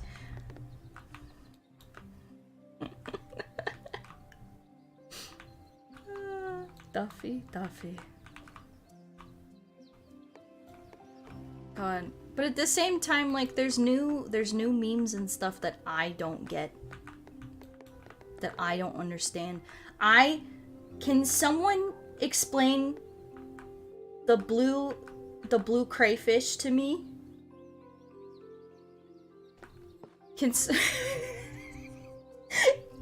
What? Can someone explain it? 'Cause I don't get it. Like, I've been seeing a lot of videos with, like, they put a blue crayfish on it, right? Is it like stick bug? It's like get stick bugged, lol. I had a joke like that with my sisters growing up. We'd just ask people, like, ask me if I'm a fire truck. And then we would laugh. And people would be really, really confused. But between me and my sisters, that was the funniest shit ever. And I think the joke was, obviously we're not fire trucks. And they think we're gonna tell a joke. But we're not actually telling a joke. And that's funny. Like, we got people to do what we want, and it's not funny for them, but it's funny for me. To ask me if I'm a fire truck. So is that like the blue crawfish, the blue crawdad, blue lobster? It's just like a get stick bugged. The Y2K bug was real and was preemptively fixed before it hit in global effort by software engineers, and almost no one knows about it and thinks it was a myth. Unsung heroes. So I know a little bit about that because I've watched stuff on that. They did fix it. Yeah. I think it was like, because they're like, oh shit, yeah, that's right.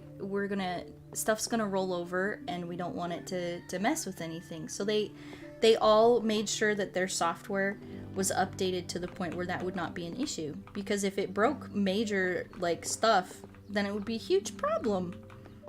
Right? And so they fixed it. But I feel like they all kind of did it independently. Like, they all agreed it was a problem. And they just fixed it. Good morning, Take. Good morning, Hikaru. Welcome, welcome, welcome. Don't worry about being late. I'm just chilling. Nothing big or huge today. I'm trying to find a spot to put this forest piece, and I think I've really hamstrung myself. I've really screwed myself here. I can only really put it in these open spots. And the more I use up these open spots, the more I know, like, I'm running out of room. I'm running out of room.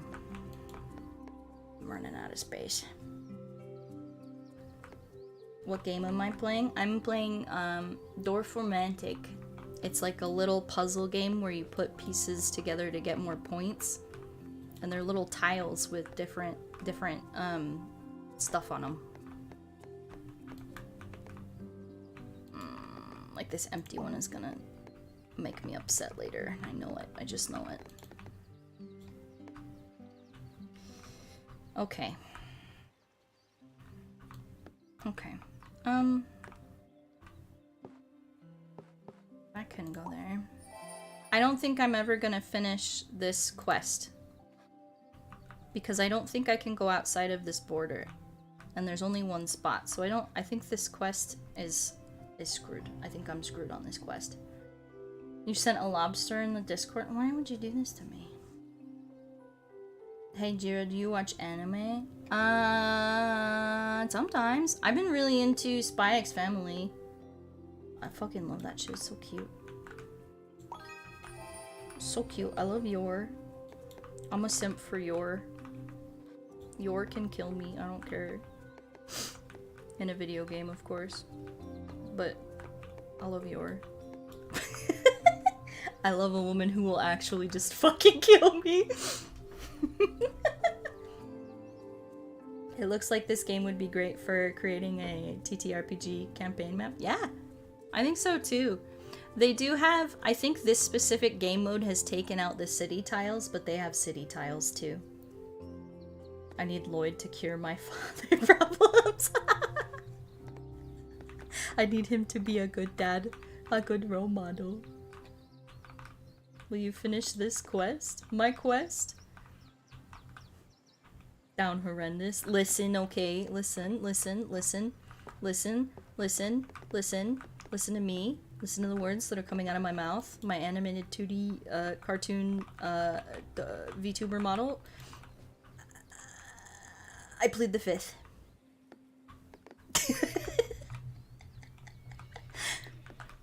I plead the fifth.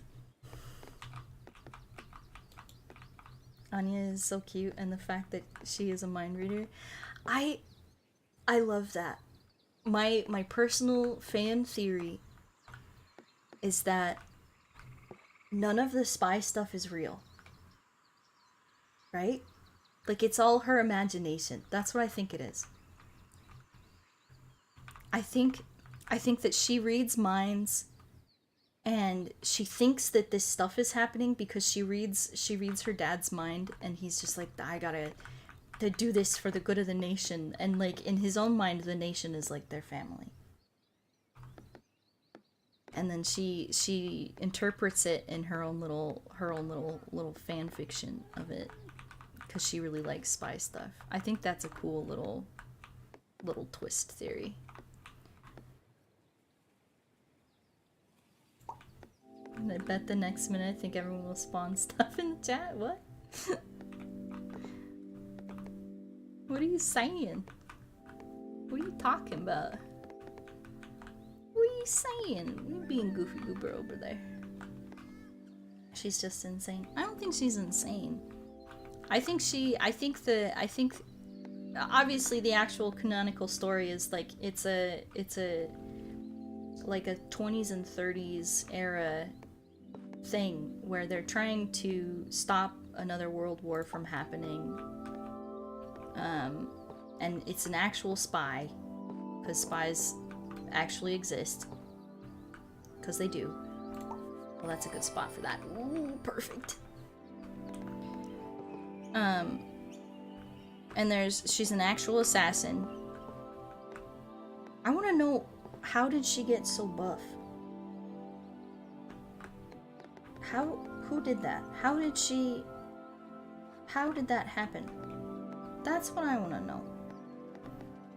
Was she buff before she started murdering? Or was she always buff? You know? Or was she like super soldier that escaped? That's what I want to know. I don't know why I love alternate reality plots so much. I think it's just part of the whole fandom thing. You get to adapt a piece of media and make it more your own. It's cool. It's good stuff. I support it. I do. I do, I do, I do, I do. I do, I do. I do indeed. Eren Yeager. I haven't watched Attack on Titan. I'm gonna say something that's gonna piss off a lot of people. I didn't like Attack on Titan. It was not my cup of tea. It was not my cup of tea. I watched the first couple episodes. I was like, I'm trying to understand why people like this so much. I didn't like it. I think that there was a lot of focus on like trauma and like trying to craft of like a really, really sad, really dark, edgy story. And there wasn't any actual story happening. It was just sadness. And I didn't feel connected to any of the characters that died, which didn't really make it sad. It was just kind of, oh, they're dead now. Okay. I knew them for all of like 5 minutes. Do I slim for Giyu from Demon Slayer? I don't remember who that is. Giraffe, trust me, watch it. Oh, I tried. I swear I did. I tried. I did. I gave it a good shot. I wasn't like, I definitely see where like all the hype comes from because it's very pretty. The animation's great. I think the concept is really interesting, like an apocalyptic world where like you turn into giant people, and like there's some people who can be giant people, and they have like this really dark history where they were used for their power and that kind of thing. And like I've had the plot line explained to me, but I just didn't connect with it. I didn't feel it. You know what I mean? I don't think it's bad. I just think I didn't like it. A lot of the story ends up coming out later in the show. Yeah. See, my problem is like I have really bad ADHD, so if you don't catch me within the first 15 minutes, my attention is gone. It's just out. Do you do manga stuff? I like reading manga. I read a lot of manga growing up. I surreptitiously read translations online, definitely legally. Wink wink wonk wonk. You know what I mean? Didn't like it much either, not gonna lie. I think it's very good. Like, I think it's like legitimately, I think it was a really, really good anime, and I think that it influenced a lot of things. I don't think it was for me. ADHD gang, let's go. Yeah, ADHD gang, rise up, ADHD, let's go. I saw on Twitter the other day a post that said, to be a VTuber, you either have to be ADHD or be gay. And I was like, fuck. I got the ADHD. Oh, it was a good time. Cabaneri of the Iron Fortress is similar, but has a lot more focus on characters. Well, that reminds me, I really liked Ranking of Kings. Like with the little, I forget what his name is, but with the little shadow creature and the deaf child who's trying to be king, like his dad was, because he's like a baby giant. And I think I was so entranced by this story. I watched it like all the way through as much as I could. I was so into it, and I think it's just so cheesy and silly and cute and also sad. And then everything gets really dramatic, and then suddenly there's like blood sacrifice and possessions and summoning people back from the dead, and it gets really intense. And I don't know why. Do I like Deku from My Hero? Deku. Deku is the main character, right? He's the Midoriya? Deku? Or is Deku the explosive guy? Spiky guy? I've seen a little bit of it, but I don't recall a whole lot. Because I watched it a long time ago. Yes. Yeah, Ranking of Kings. Ranking of Kings starts out as like this very cute, sort of like a little boy dealing with the fact that he is like the child of royalty, but nobody thinks that he's suited to replace his father. But he's also his father's only child. Well, no, he's not his father's only child. He's his father's first wife's child. And then the second wife has a child who is better, quote unquote, than he is, and who wants to take over. And it's about him kind of exploring like who he is as a person and his relation to like his genetics with his father. And because he's got like giant's blood, but he's a little tiny guy and he's deaf and mute. He's not mute. Is he not? He's not mute. He's deaf though. But yeah. And it's just like everybody around him trying to also like support him as much as they can because they love him because he's very cute. But they also know that like he is fragile and they treat him like he's fragile. And they don't really help him to not be fragile. I think it's a very good story. I like it a lot. I actually saw the first episode of Chainsaw Man before anyone else at Comic-Con. Oh, I need to watch that. I think that's gonna be big, and I need to watch it just to say that I've seen it. And he had that power when he was born, but All for One took it. Yeah, his dad made a deal.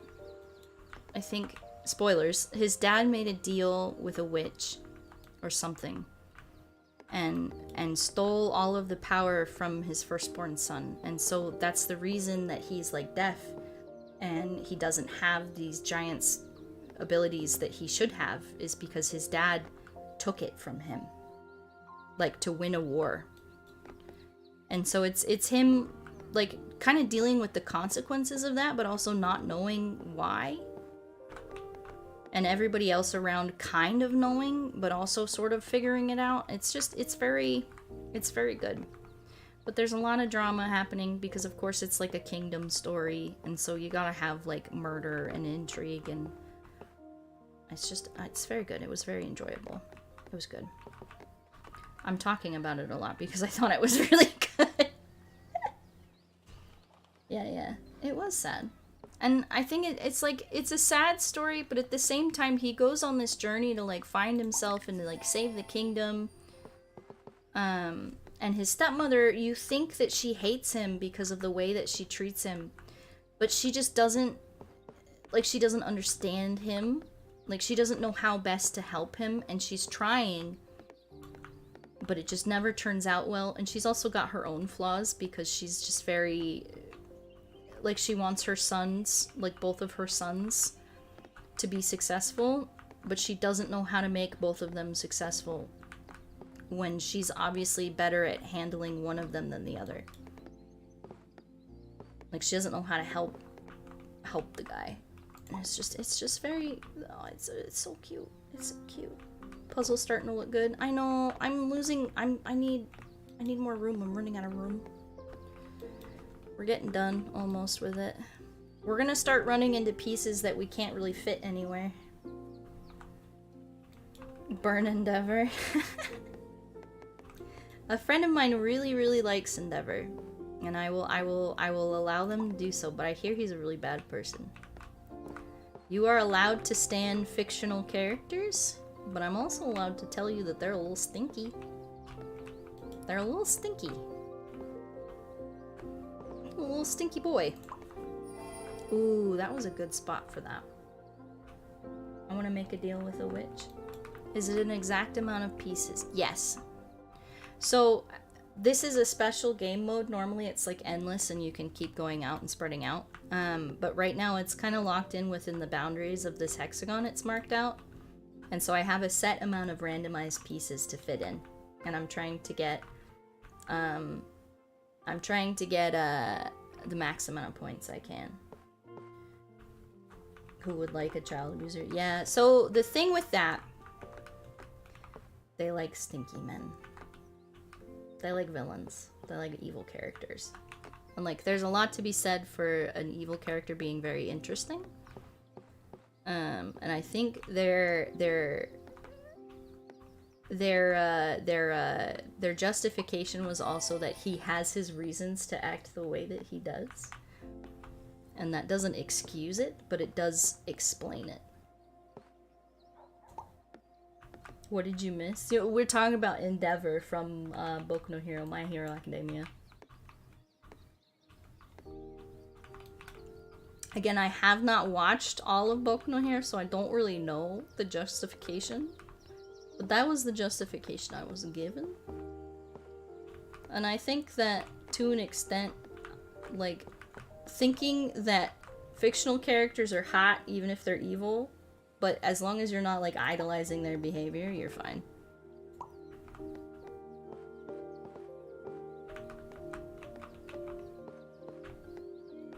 Like, don't act like the Joker. It's cringe. You're not supposed to like him. You're supposed to like his character because he is evil. You're not supposed to act like him. You know what I mean? That's cringe. That's the only kind of cringe I will say, okay, maybe don't be that kind of cringe.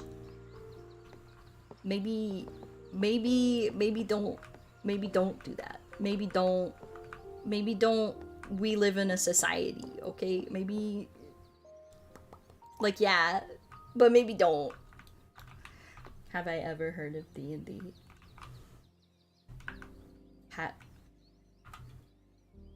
Have I ever heard of D&D? Cool-Eye? Is that your name? Is that your name? Hold on just a moment. Hold on just a moment. Cool-Eye? Have I ever heard of D&D? Have I ever heard of D&D?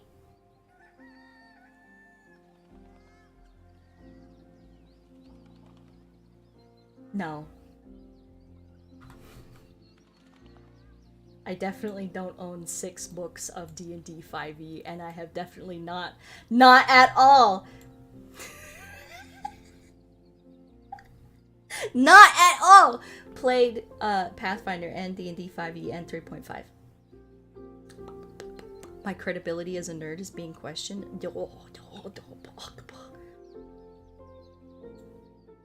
How dare you? How dare you? How fucking dare you? VA D&D campaign win? I don't know. I ran one at one point. I ran one shot on a stream at one point, but it was just I didn't hook up people's audio correctly, so it wasn't very good. It was a fun campaign, but it wasn't a very good recording. I'll put that right there. Sorry for putting you on the spot, Kool-Aid, but like, yeah, I've never, can't say I've heard of it. Can't really say I've ever based most of my RPs off of it. Can't say that I don't, you know, it's very obscure. How many dice sets do I have? Let's put it this way. I got really, really into resin, like resin crafting, because dice were expensive, and I thought that would be less expensive. I was wrong, but it was still fun. I have a lot of dice that I can't really use because they're not balanced very good. Oh, this piece is gonna ruin me. Oh no, oh no, oh no, oh no.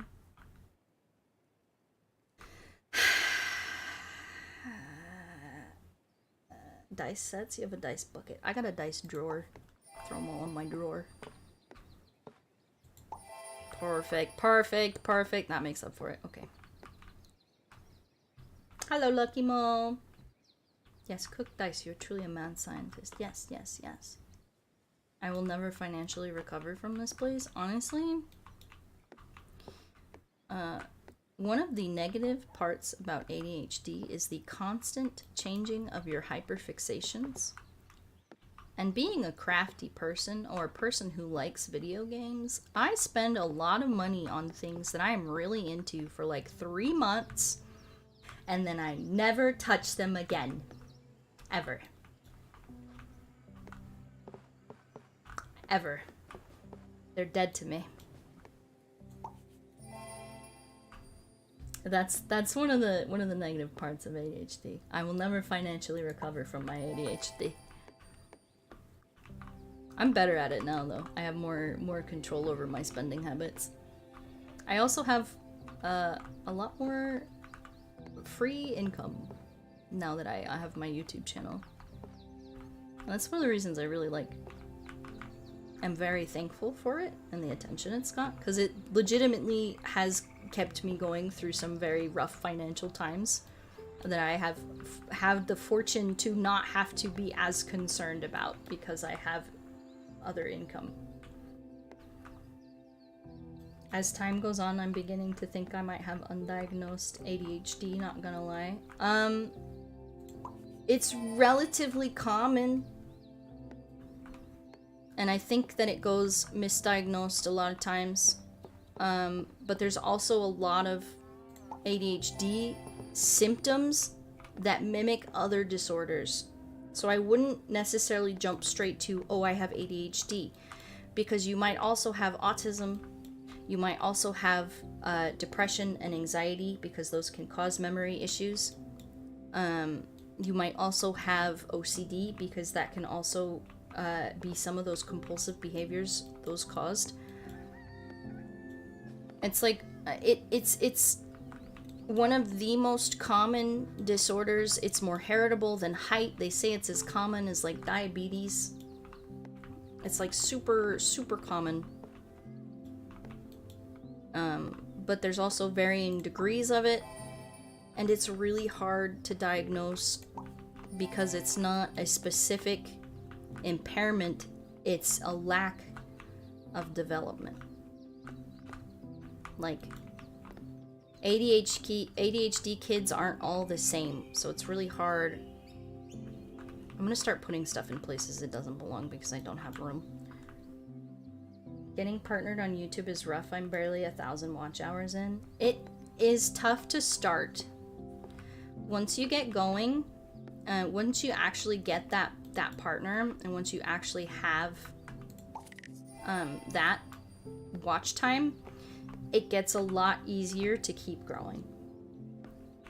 You gotta build that momentum. But once you have it, it's a little bit easier. You'll get there.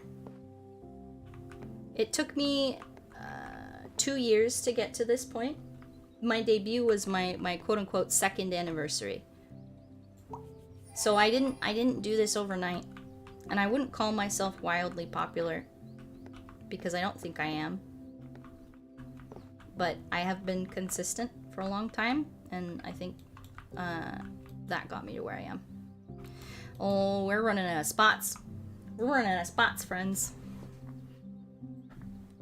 We're running out of spots. We are running out of spots.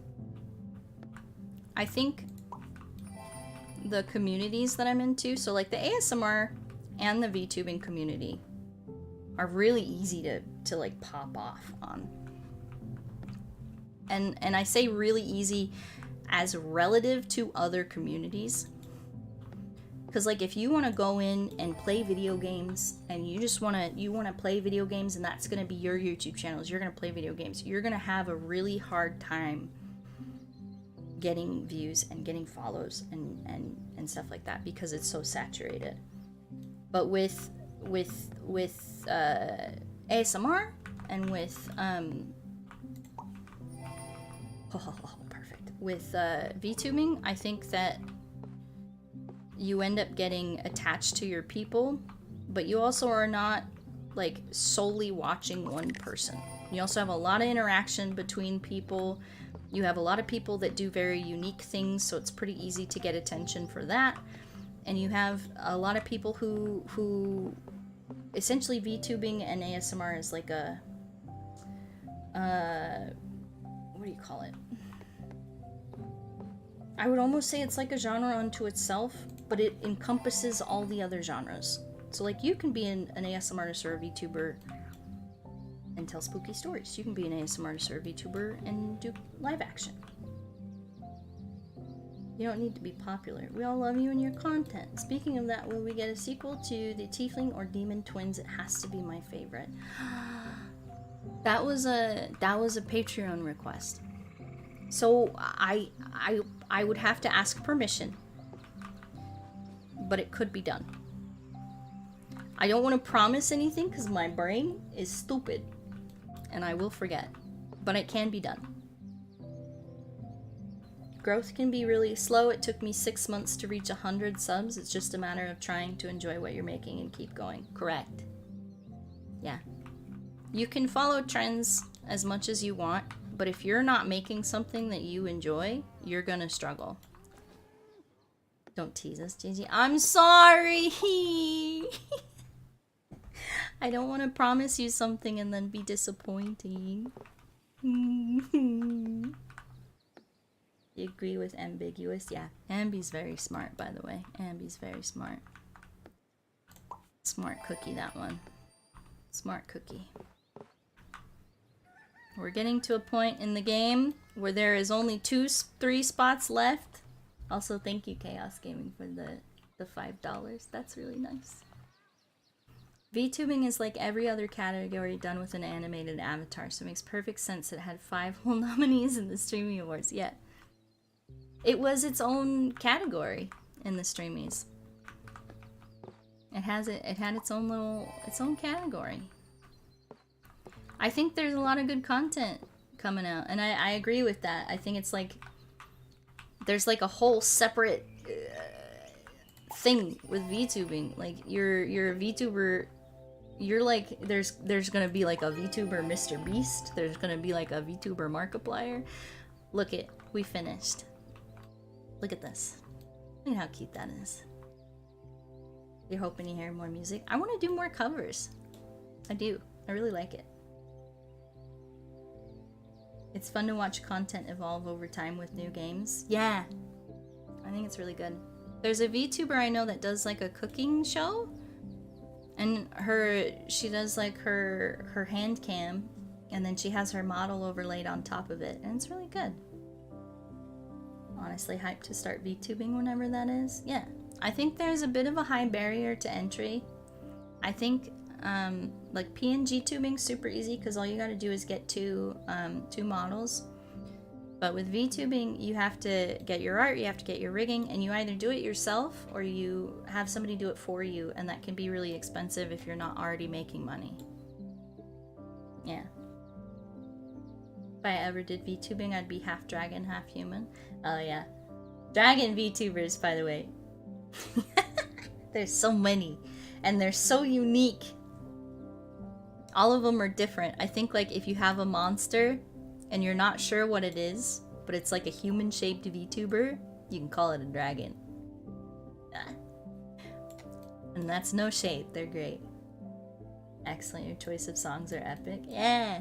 I feel like I do a lot of like older songs too, because like my dad and I have a very similar taste in music, so I listen to a lot of like 80s and 90s stuff and like 70s, and like I like looking into like older music bands and finding the songs that I like. And I also like newer stuff. I don't know, I like music. Surprisingly, there aren't any other Servitor VTubers as far as I know. I think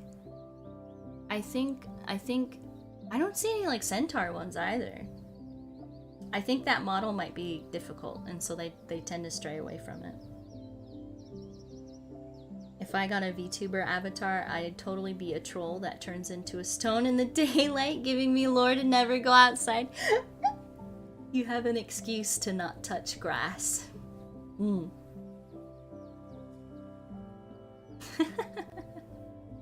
We all support you in our own ways. Yeah, you do. I think just being here even is really, really good. Yeah, watching streams, watching videos, commenting, like, it helps. It does. And like, maybe it's easy for you to do, but it really, really does help. I could have moss growing on me, which is kind of like grass. I mean, yeah, I like moss grass. We got number 66 on the leaderboard, by the way. Oh god. Oh god, Steam, no. Why have you done this to me? Steam, please. Why? Ah! There I am.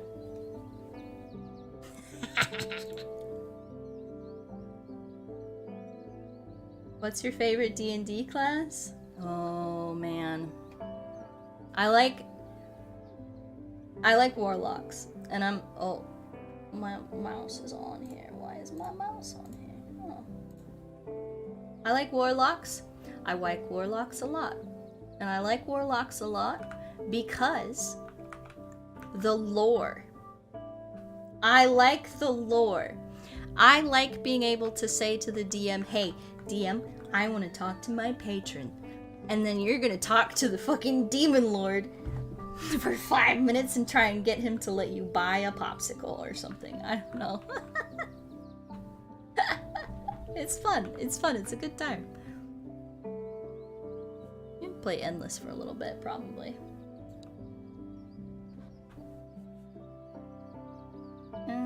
Let's go back to the menu. Warlocks. So for me, when I play Warlock, I always like doing Fae. Like Fae characters. Because they can be evil. But they also have very specific motivations. But they're also a little fucked up. You know? It's that chaotic evil or chaotic lawful or chaotic neutral kind of thing. I like playing with that because it's a very weird motivation to try and parse. And it can give you like a really unique goal. Like maybe there's a nature fae that wants to return nature to humanity, and you have to struggle with like it giving you powers, but you're having to like turn people into plants, and that's very, very negative. But yeah. My tail looks like a leaf. It's a little like a leaf at the end of it. If I can get my internet upgraded, I plan to stream. I already got an artist to make my PNG, but my internet is the hard part because barely anyone services this area. Yeah. That's the tough part, is being able to stream. I know there's certain games that I don't know that I will be able to stream because my internet is really good, but it's like, without getting super duper expensive, the best that I can get. Like it's mid to high tier for the area, and unless I want to pay like 150 extra more a month, which I do not want to do because that's expensive, then I won't be able to stream like I don't even know, like something stream heavy, something upload heavy. Many female centaur audios out there. GG centaur would be a cool centaur. Yeah, don't be a horse girl. I wanna be a giraffe-tar. I wanna be half upper body human, half lower body giraffe. I'm gonna be really tall. It would look really wonky. I like my patron to be a floating mystic sword that screams profanity every time I swing it. I like when DMs put that into the game. I like where they make like a super powerful weapon and it's like a loot, that it's like a reward, but they warn you, like, this is gonna be really bad for you to touch. This is going to be bad for you to touch, because if you touch this, if you pick it up, you are making a contract. And you are now bound to have voices in your head for the rest of the game. I get to whisper voices in your head. Yeah. What are my VTuber model parts? Like my non-human parts? Let me show you. Let me show you. Let me show you. Let me show you. I'll show you. I'll show you. I'll show you. I show. Oh, my background is moving. Oh, no. I show you. I'll show you. So I have my ears and my horns and my little fluffy, and when I blink they wiggle. It's really cute. And I have my tail right there. Yeah. And I'm blue. That's about all I got, really. My tail is longer than you would think. It's a little bit longer than a normal giraffe tail, but I think it's cute. You see? I'll change my outfit back too. Oh yeah. I got knees. I got shoes. And I got a smile. I'm in my PJs today because it's morning puzzle time. There is one that insta-deletes enemies you attack but doesn't actually kill them. Teleports them to the future where you fight the final boss and they all show up in the same place. That would be so bad. That'd be so bad. I'm about to vote you out. You seem like an imposter. Listen, I'm a giraffe. That's all. That's all I am. That's it. It's so cute. Thank you. I think so too. A giraffe guitar. I think you're onto something. You'd be the first ever. Give it a try. I will have to think. I'll have to think. I'm blue, my brain. Da ba dee da ba da. Blew his house with a blue little window and a blue Corvette, and everything he does is blue, just like him and everybody around, cause he ain't got nobody to listen.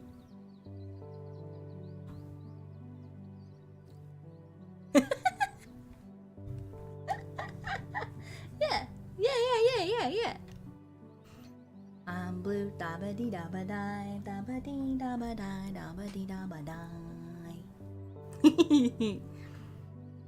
It's a good song. Yeah. Blew her hair with a blue little t-shirt and bluish horns, and everything she does is blue, just like her and everybody around, 'cause she is the one everyone listens.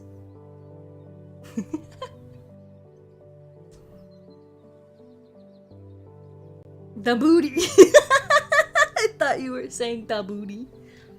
Da booty, da booty. Listen, we're not allowed to talk about that. That's a bit R-rated. No the booty in here. I ain't got none. You won't see it. I ain't got none. Look at it. No booty. No booty there. No booty. None. No booty. None ya. None ya booty.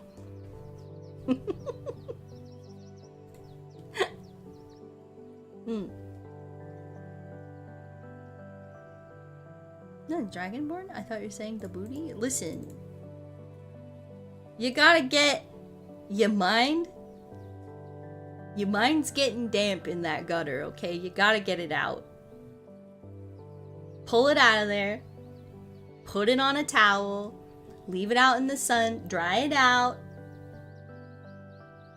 Wipe it down. Clean it off. It's a little dusty.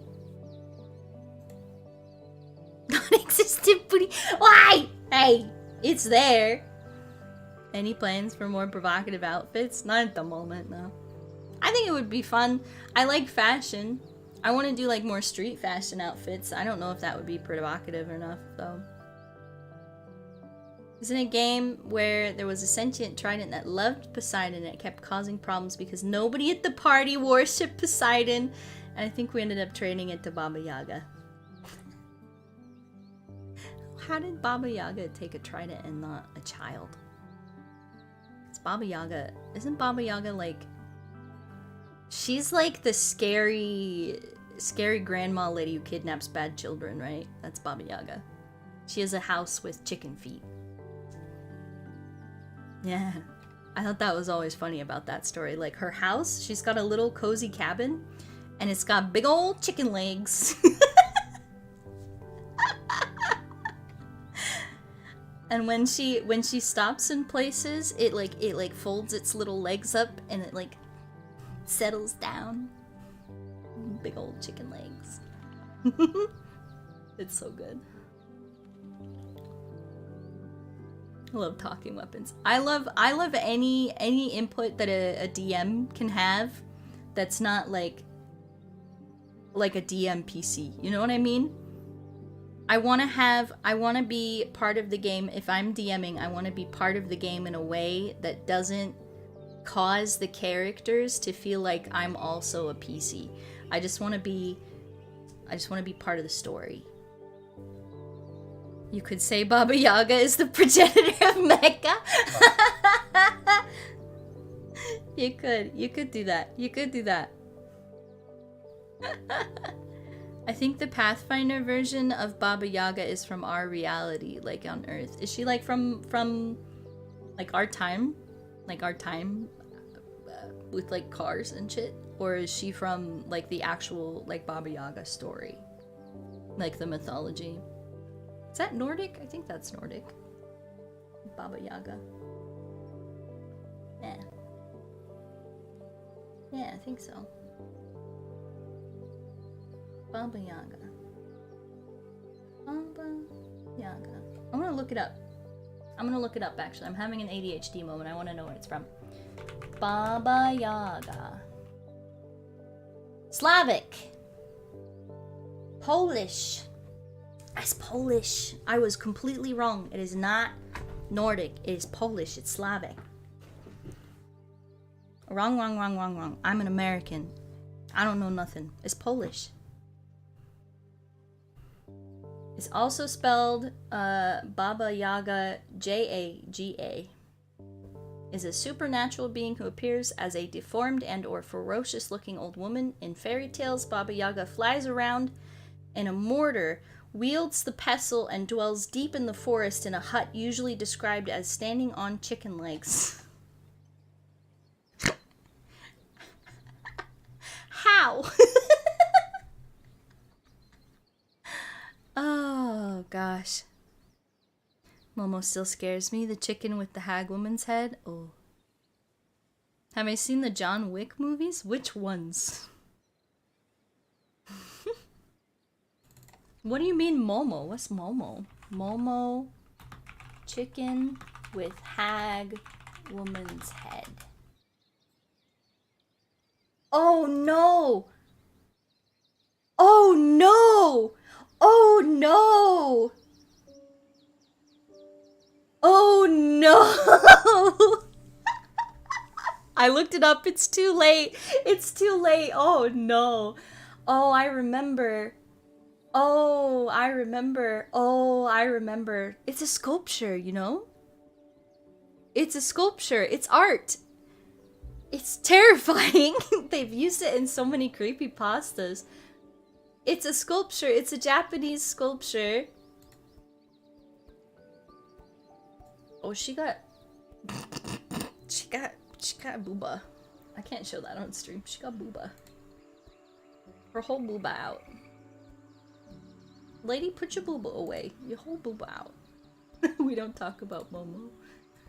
Is this like a thing? Is this like a thing where if you talk about it, you attract it? Is that the problem? Is that what's happening? Show the class? I can try. She's got her booba out. Hold on. Momo. Chicken woman. Chicken woman. Chicken woman. I'm gonna try and find one where, oh, there it is. There it is. We'll show you the one without her booba out. Open image, new tab. Copy image. Paste. Nope, can't do that. Save image. You're having me put this, you're having me, by the way, put this on my computer. You're cursing me with this. This is your fault. I blame you. I do. I blame you for this. If my computer gets some strange kind of virus, Momo chicken lady, that's your problem. I'm gonna have you pay for it. I'm gonna have you pay for it. I don't think this is any longer. I was gonna end stream, which is why I switched over to the chat screen, but now we're just kind of talking. Now we're just talking. I'm pulling it up. Oh no, it's so big.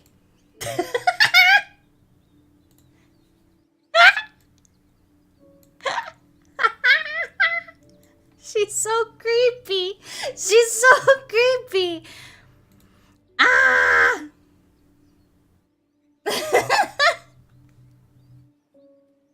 Me when chicken nuggets. This is me at 3 a.m. I'm playing Crusader Kings 3 when my vassals start an independence faction against me for no goddamn reason. I can look like her. I can look like her. I can look like her. Maybe I can't. Me on my 7th Monster Energy drink. Do not look for her with Say Surfosh. Please trust. I know what the internet is like. I know everybody down bad. It's weird. Everybody down bad for weird things. I'm gonna get rid of her. She's freaking me out. Go away, Momo. Momo. This is not the Momo I'm used to. There's a person I'm very ghost friends with named Momo, and this is not the good Momo. This is the bad Momo.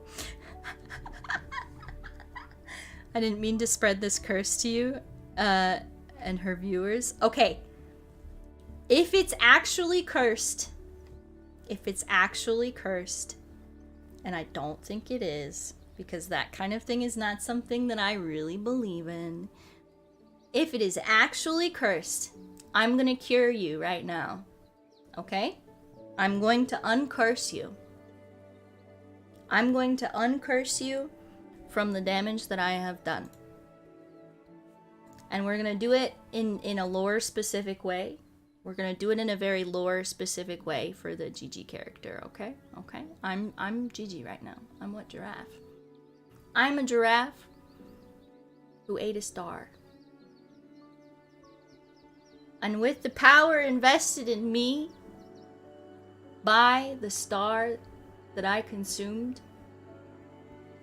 you are now hereby uncursed.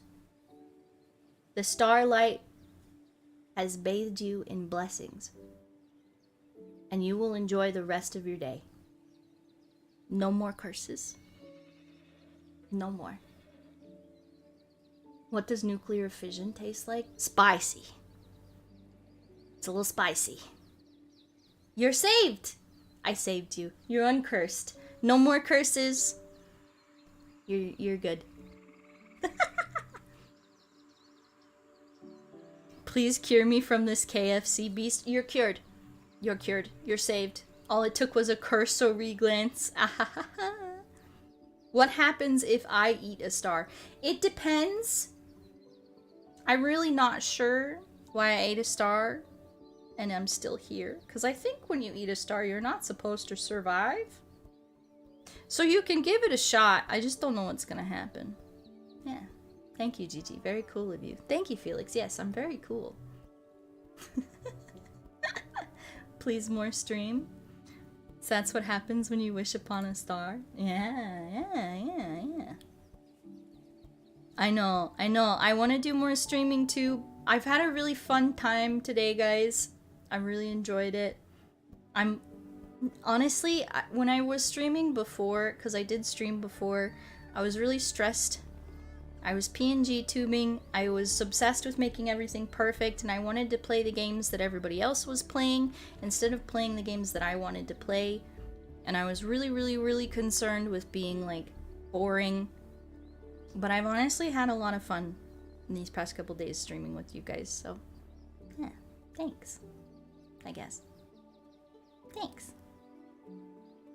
I want to do collabs with other VTubers too, because they have cute models. And I want to share the love, you know? I want to show people, like, I think these people are cool, and you like my content, I like their content, so maybe you'll like their content too. Yeah. So yeah. Anyway, I know it's disappointing, but I am gonna end stream. I'm gonna go eat some lunch. Or in my case, breakfast, because I haven't eaten anything yet today. I'm gonna go eat. Make sure you guys unshrimpify yourselves. Stretch out. Drink some water today. Eat some good food. Make sure it's tasty. And yeah. I'm gonna be screenshotting your chat to post on Twitter. Like I did it in the last stream, and I really liked it because it's cute. So if everybody wants to say goodbye, you might see your name on Twitter later after I screenshot ya. So everybody say bye-bye. Have a good day. Don't let Momo eat your dreams. You have been blessed by the Starlight Giraffe. Goodbye. Bye-bye. Bye-bye.